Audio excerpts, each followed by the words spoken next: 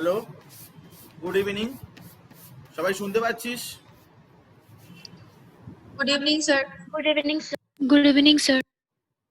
Good evening, sir. আচ্ছা, আমরা start করছি। আমাদের সামান্য একটা পার্ট বাকি রয়েছে অ্যালকালি মেটালসদের 3-4টে কম্পাউন্ড সম্পর্কে সামান্য একটু ডিটেলে এগুলো আছে কম্পিটিটিভ এক্সামের জন্য, কিন্তু আমাদের এখানে শুধু প্রিন্সিপাল বা এরকম ধরনের কয়েকটা জিনিসপত্র রয়েছে, সেটা পড়বো। মোস্ট ইম্পর্টেন্টলি আমরা ইকুইলিব্রিয়াম বলে একটা ইম্পর্টেন্ট চ্যাপ্টার একটা, সেটা স্টার্ট করে দেব আজকে। এবং মোল কনসেপ্ট আগের দিনকার বলেছিলাম, সেই মোল কনসেপ্টের উপরে নিউমেরিক্যাল প্রবলেম ইত্যাদি করব, কিছু করতেও দেব, এরকম আজকে ভেবে রেখেছি। তো চল, উইদাউট ওয়েস্টিং টাইম আমরা শুরু করে দিচ্ছি। এস ব্লক এলিমেন্টসের যাদের কম্পাউন্ড কিছু আছে, সেই কম্পাউন্ডগুলো কিভাবে প্রিপেয়ার করা যায় এবং তাদের ইউজ বা সামান্য কিছু প্রপার্টি এরকম আমাদের যেগুলো সিলেবাসে আছে সেগুলো ঝটপট আমরা একটু করে নিই, বলে নিই। চল সেটা শুরু করা যাক। প্রথমত দেখ যে আমাদের যে এস ব্লকের যে অ্যালকালি মেটালসদের যে কম্পাউন্ডগুলো আছে, তার মধ্যে ফার্স্ট যে কম্পাউন্ডটা রয়েছে আমাদের সিলেবাসে, খুব ইউজফুল একটা কম্পাউন্ড, অনেক কাজে লাগে, দ্যাট ইজ সোডিয়াম কার্বনেট। তো সোডিয়াম কার্বনেটের কেমিক্যাল নেম তো সোডিয়াম কার্বনেটই। কমন নেম এটা একটা এর কমন নেম আছে, সেটা হচ্ছে ওয়াশিং সোডা। এটা ওয়াশিং সোডা, এবং যার মলিকুলার ফর্মুলা হচ্ছে, অবশ্যই মনে রাখবি, তার মধ্যে 10টা ওয়াটার মলিকুল থাকে এবং এর নাম হচ্ছে ওয়াশিং সোডা। মনে রাখতে হয়, এগুলো ইনফরমেটিভ প্রশ্ন অনেক সময় দেয়, ইনফরমেশন ওরিয়েন্টেড প্রশ্ন দেয়। সেটা এটার প্রিপারেশন করা হয়, কিন্তু খুব ইম্পর্ট্যান্ট একটা মেথড, সেটা সলভে প্রসেস। অ্যাকচুয়ালি সেটা অনেক বইতে লেখা আছে অ্যামোনিয়া সোডা প্রসেস বলে, কিন্তু আসলে ওটা সলভে, সায়েন্টিস্ট সলভে করেছিলেন, অনেক পুরানো প্রসেস। কিন্তু সোডিয়াম কার্বনেট তৈরি করার জন্য সব থেকে ভালো মেথড হচ্ছে এটাই, এর চাইতে ভালো মেথড আজকে পর্যন্ত নেই। কি কি দিয়ে তৈরি করা হবে, কি কি ইউজফুল র মেটেরিয়াল, মানে স্টার্টিং মেটেরিয়াল যেটাকে বলে, স্টার্টিং মেটেরিয়াল, সেটা হচ্ছে sodium chloride, calcium carbonate, ammonia আর ওয়াটার। এই সমস্ত জিনিসপত্র লাগে। টেম্পারেচার তেমন কিছু লাগে না, টেম্পারেচার 35 ডিগ্রি সেলসিয়াস মাত্র টেম্পারেচার লাগে। এটা একটা ইন্ডাস্ট্রিয়াল মেথড, সলভের প্রসেস, এটা একটা অবশ্যই ইন্ডাস্ট্রিয়াল মেথড। Industrial method. তো কি করা হয় এই মেথডে দেখ যে সোডিয়াম কার্বনেট, মানে অ্যানহাইড্রাস সোডিয়াম কার্বনেট, যেটা একদম ডান দিকে রেখা রয়েছে, ওটা তৈরি করতে গেলে প্রথমত লাইমস্টোন নিতে হয়। লাইমস্টোন মানে হচ্ছে ক্যালসিয়াম কার্বনেট। তো সেই ক্যালসিয়াম কার্বনেটকে আমরা হিট করি, দেখ উপরে লেখা হচ্ছে, ক্যালসিয়াম কার্বনেটকে হিট করে কার্বন ডাইঅক্সাইড প্রডিউস করি। এই কার্বন ডাইঅক্সাইড আর অ্যামোনিয়া দুটোকে নিয়ে একসাথে আমরা জলের মধ্যে পাস করাই। দেখ লেখা আছে যে কার্বন ডাইঅক্সাইড, অ্যামোনিয়া, এটাকে নিয়ে জলের মধ্যে পাস করানো হলো, করে অ্যামোনিয়াম বাইকার্বনেট তৈরি হলো। এখান থেকে অ্যামোনিয়াম বাইকার্বনেট ফর্মেশন হলো। সেই অ্যামোনিয়াম বাইকার্বনেটের সাথে সোডিয়াম ক্লোরাইড দিয়ে রিয়াকশন করানো হলো। তাতে কি হলো না, সোডিয়াম বাইকার্বনেট আর অ্যামোনিয়াম ক্লোরাইড তৈরি হলো। এই সোডিয়াম বাইকার্বনেটের সলিবিলিটি খুব কম, ও প্র্যাকটিক্যালি স্পিয়ারিংলি সলিবল, মানে একটু ঠান্ডা করলেই সোডিয়াম বাইকার্বনেটটা নিচে পড়ে যায়, এবং ফিল্টার করে ওয়াশ করার পরে সোডিয়াম বাইকার্বনেট সেখান থেকে পাওয়া যায়। তাকে ধরে হিট করলে 180 ডিগ্রি সেন্টিগ্রেড টেম্পারেচারে হিট করলে কিন্তু আমি সোডিয়াম কার্বনেট পেয়ে যাব।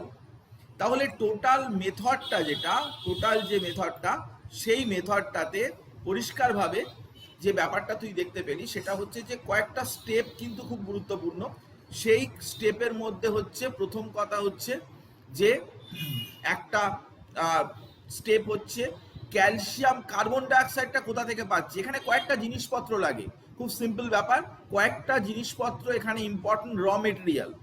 তো র মেটেরিয়ালের মধ্যে সব থেকে ইম্পর্টেন্ট জিনিস যেটা, সেটা হচ্ছে প্রথমত কয়েকটা জিনিসপত্র লাগছে, যেমন ধর আমরা যেটা বলছি,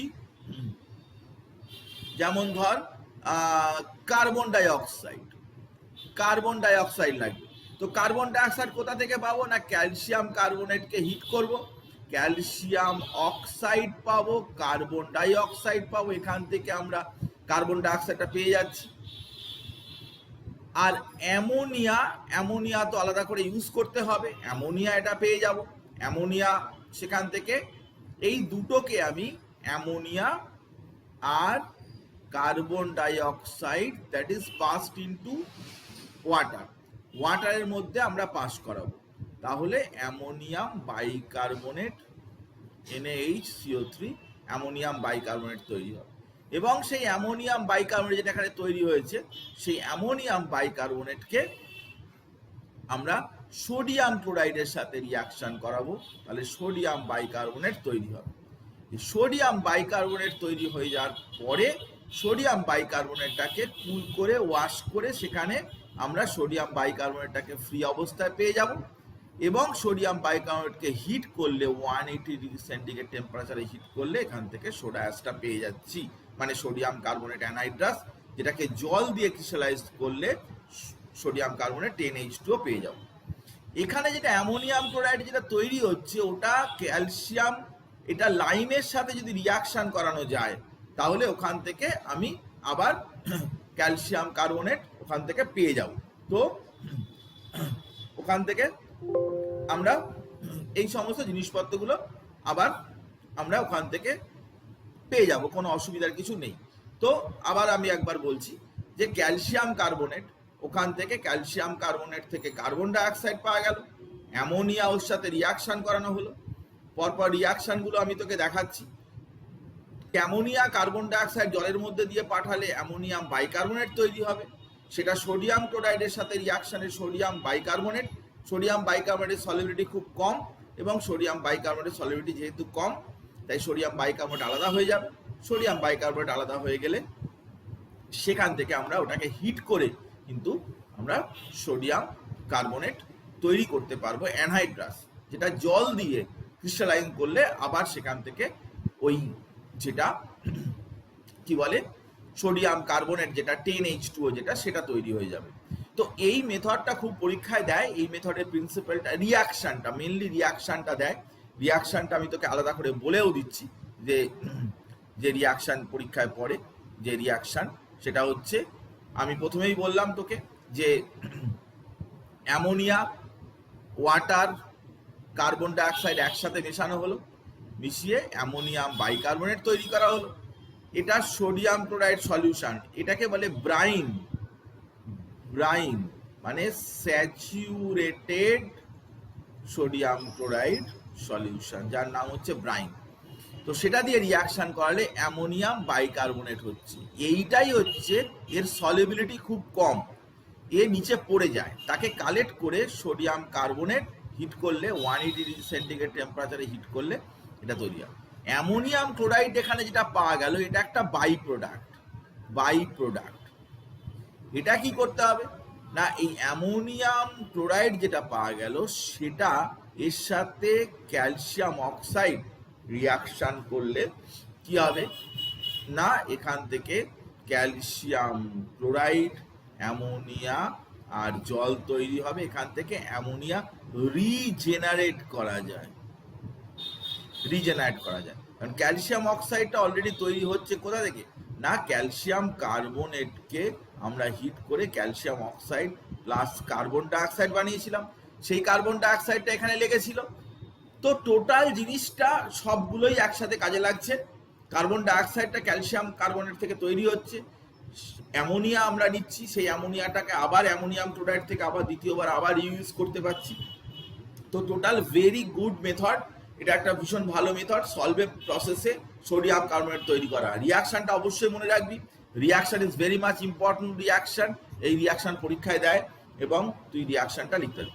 একটা প্রশ্ন হামেশাই দেয়, আমি তোকে সেই প্রশ্নের কথা আমি এখন বলবো তোকে, সেটা হচ্ছে যে প্রশ্নটা হচ্ছে এটাই যে this process strictly applicable for sodium bicarbonate, not for potassium bicarbonate. মানে এই প্রসেসে তুমি পটাশিয়াম কার্বনেট কিন্তু তৈরি করতে পারবে না। You can't prepare potassium carbonate by this process. আমরা কি করি না, দেখ আমি তোকে বললাম যে আমরা প্রথমে অ্যামোনিয়া, ওয়াটার আর কার্বন ডাইঅক্সাইড একসাথে জলের মধ্যে রিয়াকশান করে আমি অ্যামোনিয়াম বাইকার্বনেট তৈরি করলাম। তার সাথে NaCl রিয়াকশান করে NaHCO3 বানালাম, প্লাস অ্যামোনিয়াম ক্লোরাইড তৈরি করলাম। এইটা এখান থেকে সেপারেটেড হলো এবং যাকে হিট করে আমি সোডিয়াম কার্বনেট তৈরি করলাম। তুই এখন চিন্তা করে দেখ যে এইখানের স্টেপে যদি তুই পটাশিয়াম কার্বনেট তৈরি করতে চাস, তাহলে তোকে এখানে সোডিয়াম ক্লোরাইডের বদলে তোকে দিতে হবে কি পটাশিয়াম ক্লোরাইড। তখন এখানে তৈরি হবে কি potassium bicarbonate plus ammonium chloride. কিন্তু এই পটাশিয়াম বাইকার্বনেটটা সেপারেটেড হয় না। দেখ এখানে লেখা আছে this process sodium bicarbonate is precipitated due to common ion Na+। এখানে Na+ এ কমন আয়ন এবং সোডিয়াম বাইকার্বনেটটা খুব একটা কম সলিবল, কিন্তু potassium bicarbonate not separated. Potassium বাইকার্বনেটের সলিবিলিটি বেশি, পটাশিয়াম সল্টের সলিবিলিটি বেশি, সেই জন্য পটাশিয়াম কম্পাউন্ডগুলো কিন্তু বেশি সলিবল হয়ে যায়। সলিবল হয়ে গেলে তুই এইখানে পটাশিয়াম কার্বনেটটাকে আলাদা করে পাচ্ছিস না এবং অ্যামোনিয়াম ক্লোরাইডের সাথে রিয়াকশানে যে পটাশিয়াম কার্বনেট তুই তৈরি করবি সেটা ব্যাপারটা সম্ভবপর হচ্ছে না। তো সেই জন্য এই মেথডটা কিন্তু এই কারণেই প্রবলেমেটিক হয়ে যাচ্ছে যে এটাতে শুধুমাত্র সলভে প্রসেসে শুধুমাত্র সোডিয়াম কার্বনেটই বানানো যায়, পটাশিয়াম কার্বনেট কখনো বানানো যায় না, কারণ পটাশিয়াম বাইকার্বনেট সলিবল, ওটা সেপারেটেড হয়ে যাবে না। একই রকম মেথড যদি তুই পটাশিয়ামের ক্ষেত্রে ইউজ করতে যাস তাহলে হবে না। এটাই আমি তোকে বলে রাখলাম, এটা কিন্তু কিপ ইন মাইন্ড, এটা মনের মধ্যে রাখিস যে সোডিয়াম কার্বনেটের মতো করে you can't prepare potassium carbonate. Potassium carbonate তুমি তৈরি করতে পারো না, সোডিয়াম কার্বনেটের মতো করে পটাশিয়াম কার্বনেট তৈরি করা যাবে না, because sodium bicarbonate is insoluble or sparingly soluble, but potassium bicarbonate is soluble. It should not be separated from the reaction mixture. That's why you can't prepare potassium carbonate by this process. এই কথাটা আমি বললাম, নিশ্চয়ই বুঝতে পেরেছিস। Sodium bicarbonate sparingly soluble, hence it is precipitate. কিন্তু potassium bicarbonate যে highly soluble, potassium bicarbonate highly soluble, যে কথাটা আমি বলতে চাইছিলাম যে পটাশিয়াম বাইকার্বনেট হাইলি সলেবল, তো সেটা বললাম যে সোডিয়াম বাইকার্বনেট এটা হচ্ছে sparingly soluble and hence it is precipitated, but potassium bicarbonate is highly soluble, hence it is not precipitated. If potassium carbonate is not separated, যদি পটাশিয়াম কার্বনেট সেপারেটেড না হয় তাহলে তুই কাকে নিয়ে হিট করবি? এটাই তো গুরুত্বপূর্ণ বিষয়। ছোটখাটো ব্যাপারগুলো লক্ষ্য দিতে হয় যে সোডিয়াম বাইকার্বনেট এটা ইনসলেবল বা sparingly soluble. Sparingly soluble, what does it mean? Sparing soluble মানে কি? মানে হচ্ছে লেস সলেবল, এটা কম সলেবল, লেস অ্যামাউন্ট সলেবল। তো সেই জন্য সোডিয়াম কার্বনেট, কিন্তু sodium carbonate this process is strictly for sodium bicarbonate, not for potassium bicarbonate. এই কথাটা আমি বারে বারে বলছি। প্রপার্টিজ, এর যে সাধারণত প্রপার্টিজ আছে তেমন কিছু গুরুত্বপূর্ণ প্রপার্টি নেই বা এক্সেপশনাল কোনো ব্যাপার নেই। হোয়াইট ক্রিস্টালাইন সাবস্ট্যান্স 10H2, 10টা জল থাকে, এটা তুই শুধু মনে রাখবি একটু। যে কোনো sodium, potassium, ammonium salt, all the sodium, potassium, ammonium salts are soluble in water. সবাই জলে soluble, sodium, potassium, ammonium salt সবাই। ন্যাচারালি সোডিয়াম কার্বনেটের জলে সলিউবল হবেই, নতুন কোনো ব্যাপার নয়। এটা কিন্তু জলে সলিউবল, জলে দ্রবীভূত হয়ে যায়, ডিজলভ করে যায়। সোডিয়াম কার্বনেটকে হিট করলে কি হয়? দুটো ঘটনা। তুমি যদি 373 কেলভিনের নিচে যদি হিট করো তাহলে একটা জল থেকে যাবে, আর অ্যাবাভ 373 ডিগ্রি সেন্টিগ্রেডের উপরে যদি তুমি হিট করো তাহলে তার মধ্যে কোনো জল থাকবে না, শুধু sodium carbonate all water molecules remove করে যাবে। এই ব্যাপারটা খেয়াল রাখিস। কারণ অনেক সময়তেই টেম্পারেচার মেনশন করে দিয়ে জিজ্ঞাসা করে যে এটাতে হিট করা হলো কি হবে বলো, ওটাতে হিট করা হলো কি হবে বলো। তো 373 দ্যাট মিনস 100°C, তাতে হিট করলে 100°C মধ্যে যদি তুমি হিট করো 9টা জল বেরোবে, কিন্তু একটা জল বেরোবে না। একটা জল বেরোতে গেলে কম্পারেটিভলি বেশি টেম্পারেচার লাগে, আরেকটু বেশি টেম্পারেচার লাগে, অ্যাবাভ 373 টেম্পারেচার লাগে। তো সেটা আমি তোকে বলে দিলাম প্রপার্টিজের কথাটা। সোডিয়াম কার্বনেট কিন্তু জলে যখন ডিজলভ করে তখন কিন্তু কার্বনেট আয়ন মানে কার্বনিক অ্যাসিড দেয় আর স্ট্রং বেস সোডিয়াম হাইড্রোক্সাইড দেয়। So aqueous solution of sodium carbonate is alkaline in nature. এটা কিন্তু সোডিয়াম কার্বনেটের যে সলিউশনটা সেটা কিন্তু অ্যালকালাইন হবে, কারণ তার সলিউশনে সোডিয়াম হাইড্রোক্সাইড আছে which is strong base and potash sodium বা কার্বনিক অ্যাসিড হচ্ছে উইক। তো একটা স্ট্রং বেস যদি থাকে আর একটা উইক অ্যাসিড যদি থাকে, দুটোর মিক্সচারে কি হবে? দুটোর মিক্সচারে কিন্তু অবশ্যই সেটা একটা অ্যালকালাইন বিহেভিয়ার শো করবে, অ্যালকালির মতো বিহেভিয়ার শো করবে। তো এটা গুরুত্বপূর্ণ। সেই জন্য অনেক সময় জিজ্ঞাসা করে যে sodium carbonate aqueous solution Na2CO3 aqueous solution, তার মধ্যে তুমি ফেনাপথালিন দিলে তাহলে কি হবে? ফেনাপথালিনের কালার পিঙ্ক হয়ে যাবে, কারণ সলিউশনটা alkaline. Already we have mention that solution is alkaline, সুতরাং তার পিঙ্ক কালার চলে আসবে এখানে। তো সেটা একটা গুরুত্বপূর্ণ যে সোডিয়াম কার্বনেট অনেক জায়গাতেই প্রশ্ন করে যে সোডিয়াম কার্বনেট অ্যান্ড সোডিয়াম বাইকার্বনেটের মধ্যে তুমি কি করে ডিস্টিংশন করবে? সোডিয়াম কার্বনেট এবং সোডিয়াম বাইকার্বনেটের মধ্যে ইন্ডিকেটর দিয়ে কিভাবে ডিস্টিংশন করবে আমি এটা বলে দিচ্ছি, মনে রাখিস। সোডিয়াম কার্বনেট হচ্ছে অ্যালকালাইন, সলিউশন হচ্ছে অ্যালকালাইন, সলিউশনটা অ্যালকালাইন। তুমি যদি ফেনাপথালিন দাও তাহলে তার ক্ষেত্রে পিঙ্ক কালার অ্যাপিয়ার করবে। But sodium bicarbonate is acid salt, it has replaceable hydrogen atom, তার মানে এ H+ দিতে পারবে, যে H+ দিতে পারে তার অ্যাসিডিক ক্যারেক্টার হবে। ফেনফথ্যালিন দিলে কিন্তু কালারলেস হয়ে যাবে। সোডিয়াম বাইকার্বনেটের মধ্যে যদি ফেনাপথালিন দাও, সোডিয়াম বাইকার্বনেট যে অ্যাসিড সল্ট, তার মধ্যে এখন একটা হাইড্রোজেন আছে যেটা রিপ্লেস হতে পারে, যেটা H+ হয়ে বেরোতে পারে। সেই জন্য সোডিয়াম বাইকার্বনেটের মধ্যে যদি ফেনাপথালিন দাও তাহলে সেটা কিন্তু কালারটা ডিকালারাইজ করে যাবে, মানে কালারটা কালারলেস হয়ে যাবে। অ্যাসিডে যেটা কালার হয়, অ্যাসিডে ফেনাপথালিনের কালার হচ্ছে কালারলেস হয়। তো সেটা গুরুত্বপূর্ণ। কিন্তু সোডিয়াম কার্বনেটের মধ্যে দিলে ওটা সলিউশনটা অ্যালকালাইন। একটু আগে আমি বললাম যে সলিউশনে জল দিলে কিন্তু সোডিয়াম হাইড্রোক্সাইডের কার্বনিক অ্যাসিড তৈরি করে। তো কার্বনিক অ্যাসিড কিন্তু একটা week acid, H2CO3 week acid. Sodium hydroxide is strongly alkaline, so solution should be alkaline nature, এবং যার জন্য বলা হচ্ছে যে সেখানে কিন্তু ফেনাপথালিন দিলে কিন্তু পিঙ্ক কালার চলে আসবে। Is it clear? সবার কাছে ব্যাপারটা বোঝা যাচ্ছে? এগুলো সোজা ব্যাপার, সেই জন্য একটু আমরা তাড়াতাড়ি যাচ্ছি। ইকুইলিব্রিয়ামে ঢুকলে নিশ্চয়ই আমরা স্লো যাব। সোপ, ডিটারজেন্ট এইসব তৈরি করা, পেপার, বোরাক্স এইসব কস্টিসোডা বানানোর জন্য, ওয়াটার সফটেনিং করার জন্য, বা পেন্টস টেক্সটাইল ইন্ডাস্ট্রি বা কোয়ালিটি অ্যানালিসিসে লাগে। জাস্ট মেমোরাইজেশনের ব্যাপার, আমরা এ নিয়ে বেশি সময় নষ্ট করতে চাই না, কারণ এটা তুই মনে রাখতে পারিস চাইলে। তো সেটার কথা বললাম। সোপ ডিটারজেন্টের তো খুব কাজে লাগে, পেপার ইন্ডাস্ট্রিতে কাজে লাগে, সিলিকেট কম্পাউন্ড, গ্লাস ইন্ডাস্ট্রিতেও ইভেন কাজে লাগে। Now we move on to sodium bicarbonate. তো সোডিয়াম বাইকার্বনেট তো সলভের প্রসেসেই তুই তৈরি করবি। অ্যাকচুয়ালি সলভের প্রসেসে তো আমরা সোডিয়াম বাইকার্বনেট বানিয়ে তাকে হিট করে সোডিয়াম কার্বনেট করি। তো সলভের প্রসেসের মধ্যেই তো সোডিয়াম বাইকার্বনেট চলে আসছে। তাহলে সোডিয়াম বাইকার্বনেট তার একটা কমন নাম আছে, that is baking soda. Sodium bicarbonate, molecular formula NaHCO3 এবং কেমিক্যাল নেম সোডিয়াম বাইকার্বনেট। তার মলিকিউলার ফর্মুলা হচ্ছে সোডিয়াম বাইকার্বনেট NaHCO3 এবং তার কমন নেম হচ্ছে বেকিং সোডা। সুন্দর।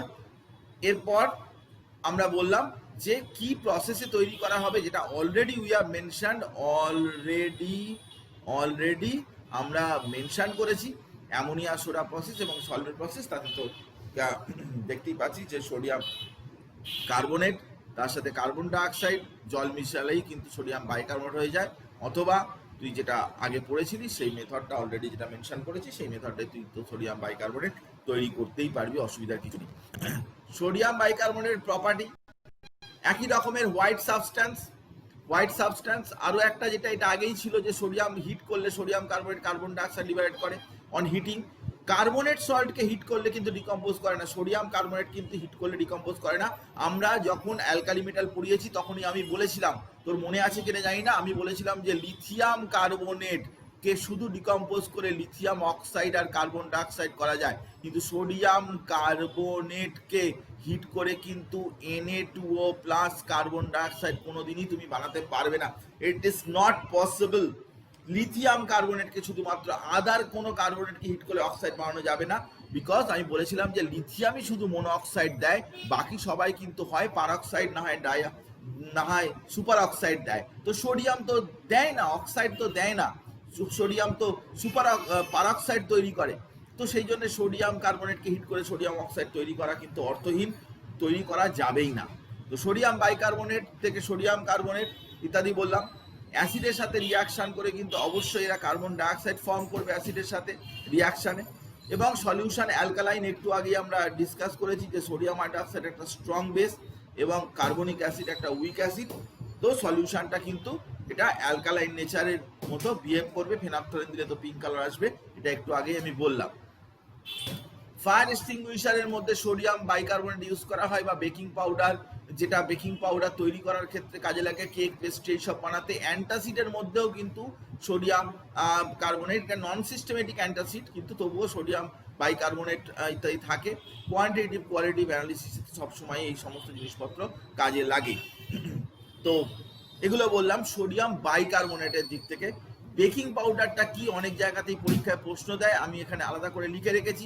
দেখ 30% সোডিয়াম বাইকার্বনেট উইথ পার্সেন্টেজ পড়ে রাখবি, কম্পিটিটিভ এক্সামে কিন্তু পার্সেন্টেজ জিজ্ঞাসা করে। 40% starch, 10% calcium dihydrogen phosphate and sodium aluminium sulphate, সামান্য পরিমাণ, স্মল অ্যামাউন্ট, কোনো হিসাব নেই। 40 আর 30 70 80 20% থাকে না, আরও অনেক ছোটোখাটো জিনিসপত্র থাকে, কিন্তু সেটা মেনলি এই জিনিসগুলো থাকে, যেটা 30% sodium bicarbonate, 40% starch, 10% sodium dihydrogen phosphate এবং 5 to 10%-এর মতো সোডিয়াম অ্যালুমিনিয়াম সালফেট, এইগুলো থাকে। তো বেকিং পাউডার কি কাজে লাগে তুই জানিস নিশ্চয়ই, কেক পেস্ট্রি এইসব বানাতে গেলে, পোড়াশ করে যাওয়ার জন্য, পাউরুটি তৈরি করতে গেলে ওর মধ্যে বেকিং পাউডারটা কাজে লাগে। আমরা থার্ড কম্পাউন্ডটায় চলে এলাম, যেটা কিনা একেবারে ইউজফুল, আমরা সবসময় ইউজ করি, এবং সোডিয়াম ক্লোরাইড সেটার নাম। সোডিয়াম ক্লোরাইড, এর কমন নেম হচ্ছে সোডিয়াম ক্লোরাইড, এবং তার chemical name sodium chloride, common name table salt বা কমন সল্ট, এবং তার মলিকুলার ফর্মুলা NaCl। NaCl হচ্ছে তার মলিকুলার ফর্মুলা।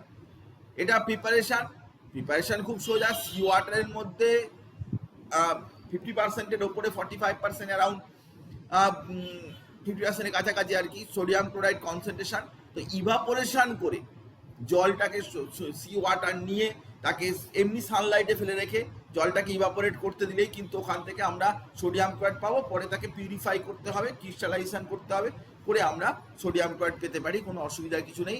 যে কোনো জায়গায় সি কোস্ট রিজিয়নেই কিন্তু সোডিয়াম ক্লোরাইড পাওয়া যাবে, তার জন্য আলাদা করে প্রিপারেশন করার দরকার নেই। সোডিয়াম ক্লোরাইড একটা হোয়াইট ক্রিস্টালাইন সাবস্ট্যান্স, এ নিয়ে আর কিছু বলছি না। মেল্টিং পয়েন্টটা কিন্তু খুব ইন্টারেস্টিং, হাই মেল্টিং পয়েন্ট, কারণ সোডিয়াম ক্লোরাইড একটা খুব ভালো আয়নিক কম্পাউন্ড এবং হাই ল্যাটিস এনার্জি, যার জন্য ওর মেল্টিং পয়েন্টটা কিন্তু 801 ডিগ্রি, অনেক বেশি মেল্টিং পয়েন্ট। জলে সলেবল তো হবেই, জলে ডিজলভ করে যায়, ইভেন অ্যালকোহলেও ডিজলভ করে, তবে অ্যালকোহলে পোলারিটি যেহেতু কম, তাই অ্যালকোহলে কম ডিজলভ করে, জলের মধ্যেই বেশি ডিজলভ করে। তো বললাম প্রপার্টিজের কথা। আর ইউজ সোডিয়াম ক্লোরাইড ইউজ তো নিশ্চয়ই জানিস যে আমাদের খাওয়া দাওয়ার একটা ডায়েট হিসাবে ইউজ হয়। ফুড প্রিজারভেটিভ হিসাবে কাজে লাগে। ফুড প্রিজারভেটিভ খাবার দাবারের মধ্যে দিলে খাবার দাবার নষ্ট হবে না তাড়াতাড়ি, ফুড প্রিজারভেটিভ। ফ্রিজিং মিক্সচারের মধ্যে আইস আর সোডিয়াম ক্লোরাইড দেওয়া হয়, যেটার টেম্পারেচার -25 ডিগ্রি সেলসিয়াস নেমে যায়। তো ফ্রিজিং মিক্সচারের মধ্যে এটা ইউজ করা হয়। খুবই সিম্পল ব্যাপার, এগুলো একেবারেই সোজা ব্যাপার একদম শেষের এই পোর্শনটা। এবং preparation of sodium hydroxide, sodium peroxide এবং সোডিয়াম কার্বন, এইগুলো ইন্ডাস্ট্রিতে প্রিপারেশন করার জন্য এই সমস্তগুলো কাজে লাগতে পারে। আর এটা হচ্ছে কালা নমক, কালো নুন তৈরি করার জন্য এটা কাজে, salt, sodium carbonate, 5 to 10% sodium sulphate আর সুগার দিয়ে কালো নুন। দেখবি এক রকমের নুন পাওয়া যেত, আমরা যখন ছোট ছিলাম তখন দেখেছি, এখন অত দেখতে দেখতে পাই না। কালো নুন কারেন্টের মতো আর কি, মানে জিভে দিলে আর কি মানে চাড়াং করে উঠতো, এরকম ধরনের একটা নুন টাইপের, কালো কুচকুচে টাইপের নুনটা, ওরকম নুন বিক্রি হতো দোকানে। কালো নুন, কালা নামাক আর কি বলে ওকে, কালো নুন। তো ওটা তৈরি করা যায় আর কি এমনি সল্টের সাথে সোডিয়াম কার্বনেট, সোডিয়াম সালফেট মেশাতে হয়, আর সুগার থাকে তার মধ্যে, অল্প পার্সেন্টেজ সুগার থাকে। তো বললাম এই সমস্ত কথাবার্তা জানালাম। তো অ্যালকালি মেটালস, তাদের যে কেমিস্ট্রি, অ্যালকালি মেটালস তার মধ্যে আর একটা রয়েছে, সেটা হচ্ছে কি সোডিয়াম হাইড্রক্সাইড। আর একটা কম্পাউন্ড, ইম্পর্টেন্ট কম্পাউন্ড, তার নাম হচ্ছে সোডিয়াম হাইড্রক্সাইড, কমন নেম হচ্ছে কস্টিক সোডা। মনে রাখবি KOH হচ্ছে কস্টিক পটাশ, আর NaOH হচ্ছে caustic soda. Soda molecular formula NaOH, একদম নতুন কিছু না। প্রিপারেশন করা হয় সোডিয়াম ক্লোরাইড বা ব্রাইন। ব্রাইন কথাটার মানে হচ্ছে যে স্যাচুরেটেড, সম্পৃক্ত স্যাচুরেটেড সোডিয়াম ক্লোরাইড সলিউশন, মানে এমন একটা সলিউশন যেখানে সোডিয়াম ক্লোরাইড তৈরি করেছি, সলিউশনটা কিন্তু নিচে কিছু sodium chloride solid solid NaCl পড়ে রয়েছে। তো সেটাকেই বলে। এটা যে যাতে করা হয় কাস্টনার কেলনার সেল বা মার্কারি ক্যাথোড সেলে করা হয়। তুই শুধু অ্যানোড ক্যাথোড এগুলো কি এটাই শুধু একটু জেনে রাখবি, আর ডিটেল দরকার নেই, কারণ ডিটেল আমাদের কম্পিটিটিভ এক্সামের জন্য ডিটেলস ভিতরকার টেকনিক্যাল ব্যাপার স্যাপার লাগে, কিন্তু আমাদের বোর্ড এক্সামের জন্য সিলেবাসে নেই। তো আমরা শুধু কি যা জানবো আমি তোকে পরিষ্কার করে বলে দিচ্ছি যে এটাই হচ্ছে কাস্টনার কেলনার সেল। তাতে তুই জেনে রাখবি ভালো করে অ্যানোড কি হিসাবে ইউজ হয় গ্রাফাইট, ক্যাথোড কি মার্কারি, ইলেকট্রোলাইট কি ব্রাইন সলিউশন মানে সোডিয়াম ক্লোরাইড সলিউশন। একদম সিম্পল ব্যাপার, এই তিনটেই তোকে জিজ্ঞাসা করতে পারে। এবারে ইলেকট্রোড রিয়াকশন, অ্যানোডে কি হয় Cl মাইনাস যায়, একটা Cl ইলেকট্রন ছেড়ে দেয়, দুটো Cl হয়ে ক্লোরিন গ্যাস হিসাবে বেরিয়ে যায়। আর ক্যাথোডেই তো মেন কাজ হবে সোডিয়াম প্লাস তার ইলেকট্রন সোডিয়াম, এবং মার্কারি যেহেতু ক্যাথোড আছে, মাইন্ড দ্যাট, এখানটা ভালো করে খেয়াল করে দেখ, মার্কারি যেহেতু ক্যাথোড আছে তাই মার্কারির সাথে কিন্তু সোডিয়ামটা রিয়াকশন করে সোডিয়াম অ্যামালগাম। তাহলে সোডিয়াম হাইড্রক্সাইড পাবো কি করে? এই অ্যামালগামটাকে জলের সাথে রিয়াকশন করতে হবে। আমি তোকে সব কথাই বলে দিচ্ছি, এই অ্যামালগামটাকে জল দিয়ে দিলেই কিন্তু সোডিয়াম হাইড্রক্সাইড তৈরি হয়ে যাবে। একদম সিম্পল ব্যাপার, আমি স্টেপ ওয়াইজ তোকে বলে দিলাম যে কিভাবে সোডিয়াম হাইড্রক্সাইড তৈরি করতে হবে। অ্যাকচুয়ালি সোডিয়াম অ্যামালগামটা তৈরি হয়, সেটা জল মিশিয়ে পরবর্তীকালে সোডিয়াম হাইড্রক্সাইড তৈরি করা হয়। খুব সিম্পল ব্যাপার। তো আমি তোকে আপাতত বললাম যে অ্যালকালি মেটাল যেগুলো আছে তাদের যে কম্পাউন্ড, সেই তাদের কম্পাউন্ডের কিছু প্রিপারেশন, যেরকম এর প্রপার্টি হোয়াইট, ট্রান্সলুসেন্ট, ডেলিকোসেন্ট মানে বাইরে থেকে জল অ্যাবজর্ব করে, মেল্টিং পয়েন্ট মোটামুটি 591, হাইলি সলিউবল ইন ওয়াটার, আর কার্বন ডাইঅক্সাইড দিয়ে সোডিয়াম হাইড্রক্সাইড রিয়াকশন করলে কিন্তু সোডিয়াম কার্বনেট তৈরি করে। খুব সিম্পল কিছু প্রপার্টি রয়েছে, 2-3টে প্রপার্টি আমি বলে দিয়েছি। আর এটা কি কি কাজে লাগে নিশ্চয়ই জানিস, বক্সাইডের পিউরিফিকেশনে কাজে লাগে, আগেও পড়েছিস। এছাড়া সোপ, পেপার, 12 অক্সাইডের পিউরিফিকেশন আছে, ডিটেলে আছে, পড়াবো। সোডিয়াম কার্বনেট যে কাজে লাগে মোটামুটি একই রকমের কাজে লাগে, পেট্রোলিয়াম রিফাইনারি বা টেক্সটাইল ইন্ডাস্ট্রি, ল্যাবরেটরিতে রিয়েজেন্ট হিসাবে সবই কাজে লাগতে পারে, ন্যাচারালি নতুন কিছু ব্যাপার নয়। পিওর ফ্যাটস অ্যান্ড অয়েলস এসব পিউরিফিকেশনে কাজে লাগে। তো একদম সিম্পল ইজি গোয়িং, আমরা 4টে compound, sodium carbonate, sodium bicarbonate, sodium chloride আর সোডিয়াম হাইড্রক্সাইড, এই 4টে কম্পাউন্ডের প্রিপারেশনের মেথড, তার কয়েকটা সিম্পল কিছু প্রপার্টি এবং ইউজ, এই জিনিসটাই আমাদের সিলেবাসে আছে। আমি এবং তোকে আলাদা করে সেই সিলেবাস আমি তোকে বলে দিলাম এবং সেই জিনিসটা আমি তোকে ডিসকাসও করে দিলাম। তো আমরা দেখবি যে অ্যালকালি মেটালের যে ফার্স্ট যে এস ব্লকের যে ফার্স্ট যে গ্রুপ অ্যালকালি মেটাল, সেটা আমরা পড়াটা কমপ্লিট করলাম। চ্যাপ্টারটা, একটা চ্যাপ্টারের সমস্ত অংশই আমি পড়াই, কোনো অংশ বাদ। তুই এবার নিজে পড়ে দেখতে পারিস যে আমরা কত কত জিনিসপত্র পড়িয়েছি। তো আমরা চলে আসছি, অনেকেরই অনেক স্কুলে অনেক কিছু চ্যাপ্টার দিচ্ছে, যে এর এই চ্যাপ্টার আছে, ওর ওই চ্যাপ্টার আছে, ইত্যাদি ইত্যাদি নানান রকমের চ্যাপ্টার দিচ্ছে। তো আমি সবাইকে একটা কথা বলবো যে আমি প্রতি বছরই যা করি, এবছরেও ঠিক তাই। আমরা যেরকম পড়াচ্ছি সেরকম পড়াতে থাকবো। যদি কারো দেখা যায় যে কোনো চ্যাপ্টার হয়তো তার পরীক্ষা আছে, তাহলে ওয়ান ডে ওয়ান শট, মানে হচ্ছে একদিনে একটা চ্যাপ্টার কমপ্লিট আমরা করার মতো যে ব্যাপারগুলো এসেন্সিয়াল, যে জিনিসগুলো দিয়েই পরীক্ষায় কোশ্চেন আসে, ওয়ান ডে ওয়ান শটে আমরা সেই জিনিসটা টোটালি আমরা একদিনে ডিসকাস করে দেবো। এরকম একটা এক্সট্রা টাইম দেখে বের করে দেবো। আমাকে শুধু মনে করালেই হবে যে আমাদের ওই সময় পরীক্ষা আছে, তার আগে আপনি করিয়ে দেবেন। তো সেই জন্যে এগুলো কোনো চাপের ব্যাপার না, এগুলো কোনো সমস্যার ব্যাপার নয়। আমি টোটালি কমপ্লিট করে দেবো। ইভেন ওই চ্যাপ্টার পরেও পড়ানো হবে, ওই চ্যাপ্টার যেটা ওয়ান ডে ওয়ান শটে যেটা পড়ানো হবে সেটা কিন্তু পরেও পড়ানো হবে, কারণ একটা চ্যাপ্টার পড়াতে অনেকই সময় লাগে, যেটা একদিনের মধ্যে কমপ্লিট করা যায় না। কিন্তু যাদের সামনে পরীক্ষা থাকে তাদেরকে ওইভাবেই পড়িয়ে দিতে হয়, যাতে করে অ্যাটলিস্ট তারা পরীক্ষায় যে কোশ্চেনগুলো আসবে সেই কোশ্চেনগুলো সলভ করতে পারে। সেই জন্যে আর নর্মালি আমরা একটা প্রসেসের থ্রু দিয়ে যাই, সব চ্যাপ্টারগুলো যেরকম পড়তে হয় ডিটেলে সেটা আমরা পড়ব। তো দেখ, আমরা আজকে একটা চ্যাপ্টার শুরু করছি, আমাকে বেশ কয়েকজন স্টুডেন্ট বলেছে এছাড়াও আমাদের করার দরকার ছিল একটা চ্যাপ্টার। থার্মোডাইনামিক্স আমরা পড়বো, কিন্তু ইকুইলিব্রিয়াম চ্যাপ্টারটা আমাদের কাছে বেশি গ্রহণযোগ্য, কারণ এখানেও থার্মোডাইনামিক্স এর পরে পড়লে সেখানে অ্যাপ্লিকেশন আছে ইকুইলিব্রিয়ামের, তো সুবিধা হবে আমাদের পড়াতে। এখানে দুটো চ্যাপ্টার রয়েছে, কেমিক্যাল ইকুইলিব্রিয়াম এবং আয়নিক ইকুইলিব্রিয়াম, এবং সেখানে অনেক ইন্টারেস্টিং ব্যাপার স্যাপার রয়েছে, এবং বেস্ট রিপ্রেজেন্টেশন দিয়ে যাতে করে তোকে বোঝানো যায় সব রকম। আমি নানান রকম সফটওয়্যার ইউজ করে নানান রকমের ভিডিও সমস্ত কিছু লাগিয়ে আমি তোকে বোঝাবার চেষ্টা করব, কারণ এই সমস্ত চ্যাপ্টারগুলো ইকুইলিব্রিয়াম, থার্মোডাইনামিক্স, এই সমস্ত চ্যাপ্টারগুলো একটু কনসেপচুয়াল চ্যাপ্টার, মানে এগুলো বুঝতে হয়, কেমিস্ট্রির এই ব্যাপারগুলো কিন্তু বুঝতে হয়। যাকে, তো আমরা আর বেশি কথা না বলে আমরা কেমিক্যাল ইকুইলিব্রিয়াম বলে যে চ্যাপ্টারটা, বাংলায় যদি কেউ থাকে এখানে তাহলে রাসায়নিক সাম্য বলে যে চ্যাপ্টারটা, সেটা কিন্তু যদিও এই চ্যাপ্টারটার নাম হচ্ছে কেমিক্যাল ইকুইলিব্রিয়াম, কিন্তু তবুও এই চ্যাপ্টারের মধ্যে কিন্তু ফিজিক্যাল ইকুইলিব্রিয়ামও কিন্তু আলোচনা করতে হবে, কারণ সিলেবাসের মধ্যে আছে, টাইপস অফ ইকুইলিব্রিয়াম আছে। আজকে আমরা ইন্ট্রোডাক্টরি মানে শুরুকার ব্যাপারটা যেটা, সেটা নিয়ে আমরা আলোচনা করছি। তো তুই দেখছিস যে একটা বাচ্চা এখানে দৌড়চ্ছে, একটা অ্যানিমেশন ছবি তুই দেখতে পাচ্ছিস যে একটা বাচ্চা এখানে দৌড়চ্ছে, কিন্তু তার পজিশন কিন্তু চেঞ্জ হচ্ছে না, পজিশন যেরকম ছিল সেরকমই আছে, কারণ সে যার উপর দিয়ে দৌড়চ্ছে সেটা পিছনের দিকে চলে যাচ্ছে। তো তাই দেখা যাচ্ছে যে ও যতই দৌড়ক না কেন, ও কিন্তু তার জায়গা ছেড়ে কিন্তু এগিয়ে যেতে পারছে না। তাহলে এমন কিছু কিছু প্রসেস রয়েছে, সেই প্রসেসটা অ্যাপারেন্টলি আমি যদি বাইরে থেকে দেখি তাহলে apparently seems to be stopped.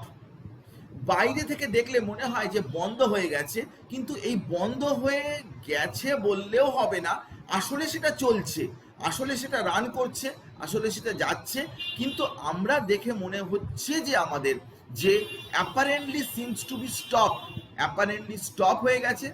এরকম ধরনের যে সিচুয়েশন তাকে বলে ইকুইলিব্রিয়াম। আমরা ডিটেলে যাব, টোটাল ব্যাপারটা বোঝার চেষ্টা করব। কোনো অসুবিধা হলে নিশ্চয়ই আমাকে বলবি যে এই জায়গাটা অসুবিধা হচ্ছে, কিন্তু একেবারে ইজিলি খুব স্লোলি আমরা যাচ্ছি, এমন কোনো ব্যাপার নেই, আমাদের কোনো তাড়া নেই। আমাদের চ্যাপ্টারের সমস্ত অংশ ভালোভাবে বোঝাটার দরকার। সিলেবাস দুমদাম করে শেষ করে দিয়ে আনন্দ করার মতো আমাদের ব্যাপার নয়, আমরা টোটাল জিনিসটাই বোঝার চেষ্টা করব, কারণ কম্পিটিটিভ এক্সাম, নিট এক্সাম, এমসের এক্সাম, নিট এক্সাম, এমস তো একই হয়ে গেছে, যাকে এরকম ধরনের বা রুরকির এক্সামের পরীক্ষা, এই সমস্ত যে এক্সামগুলো আছে কম্পিটিটিভ এক্সাম যারা বসবে আর কি, তো সকলের জন্যই আমরা বলছি যে আমরা একটু এমনভাবে পড়াতে চাই যাতে করে অ্যাটলিস্ট এই পরীক্ষাগুলোতে কিছু না কিছু আর কি তার সমস্যার সমাধান হয়। বোর্ড এক্সাম ছাড়াও কিন্তু আমরা একটু ডিটেলে সেই জন্য সব চ্যাপ্টারই চলে যাই, যাতে করে অসুবিধা যাতে না হয় কোনো স্টুডেন্টের। তো দেখ, আমরা আজকে কিন্তু টাইপস অফ ইকুইলিব্রিয়াম তার মধ্যে পড়বো, তার মধ্যে ঢুকবো। কেমিক্যাল ইকুইলিব্রিয়ামে আজকে হয়তো হবে না, কিন্তু আমরা টাইপস অফ ইকুইলিব্রিয়ামের ব্যাপারটা আমরা বোঝাতে চাই। প্রথমেই আমি তোকে একটা এক্সপেরিমেন্ট দেখাবো। দেখ, খুব ইজিলি সহজে যাতে বোঝা যায়, আমি তোকে বইতে কিভাবে লেখা আছে না লেখা আছে আমি তোকে বলতে চাই না সে ব্যাপারটা। আমি তোকে দেখাচ্ছি, তুই ভালো করে দেখ, তুই নিজে যা দেখবি সেই অনুযায়ী ব্যাপারটা ভাবার চেষ্টা করবি। আমি এখানে নিয়েছি যেটা, সেটা হচ্ছে লিকুইড ব্রোমিন। এই কন্টেনারটার মধ্যে লিকুইড ব্রোমিন রয়েছে। তো এই লিকুইড ব্রোমিন, এটা কিন্তু নর্মাল টেম্পারেচারে কি হয় না, ব্রোমিন ভেপার হতে থাকে, মানে ব্রোমিন ভেপারে কনভার্টেড হচ্ছে। লিকুইড ব্রোমিন থেকে লিকুইড ব্রোমিন রয়েছে, আস্তে আস্তে ভেপার হচ্ছে।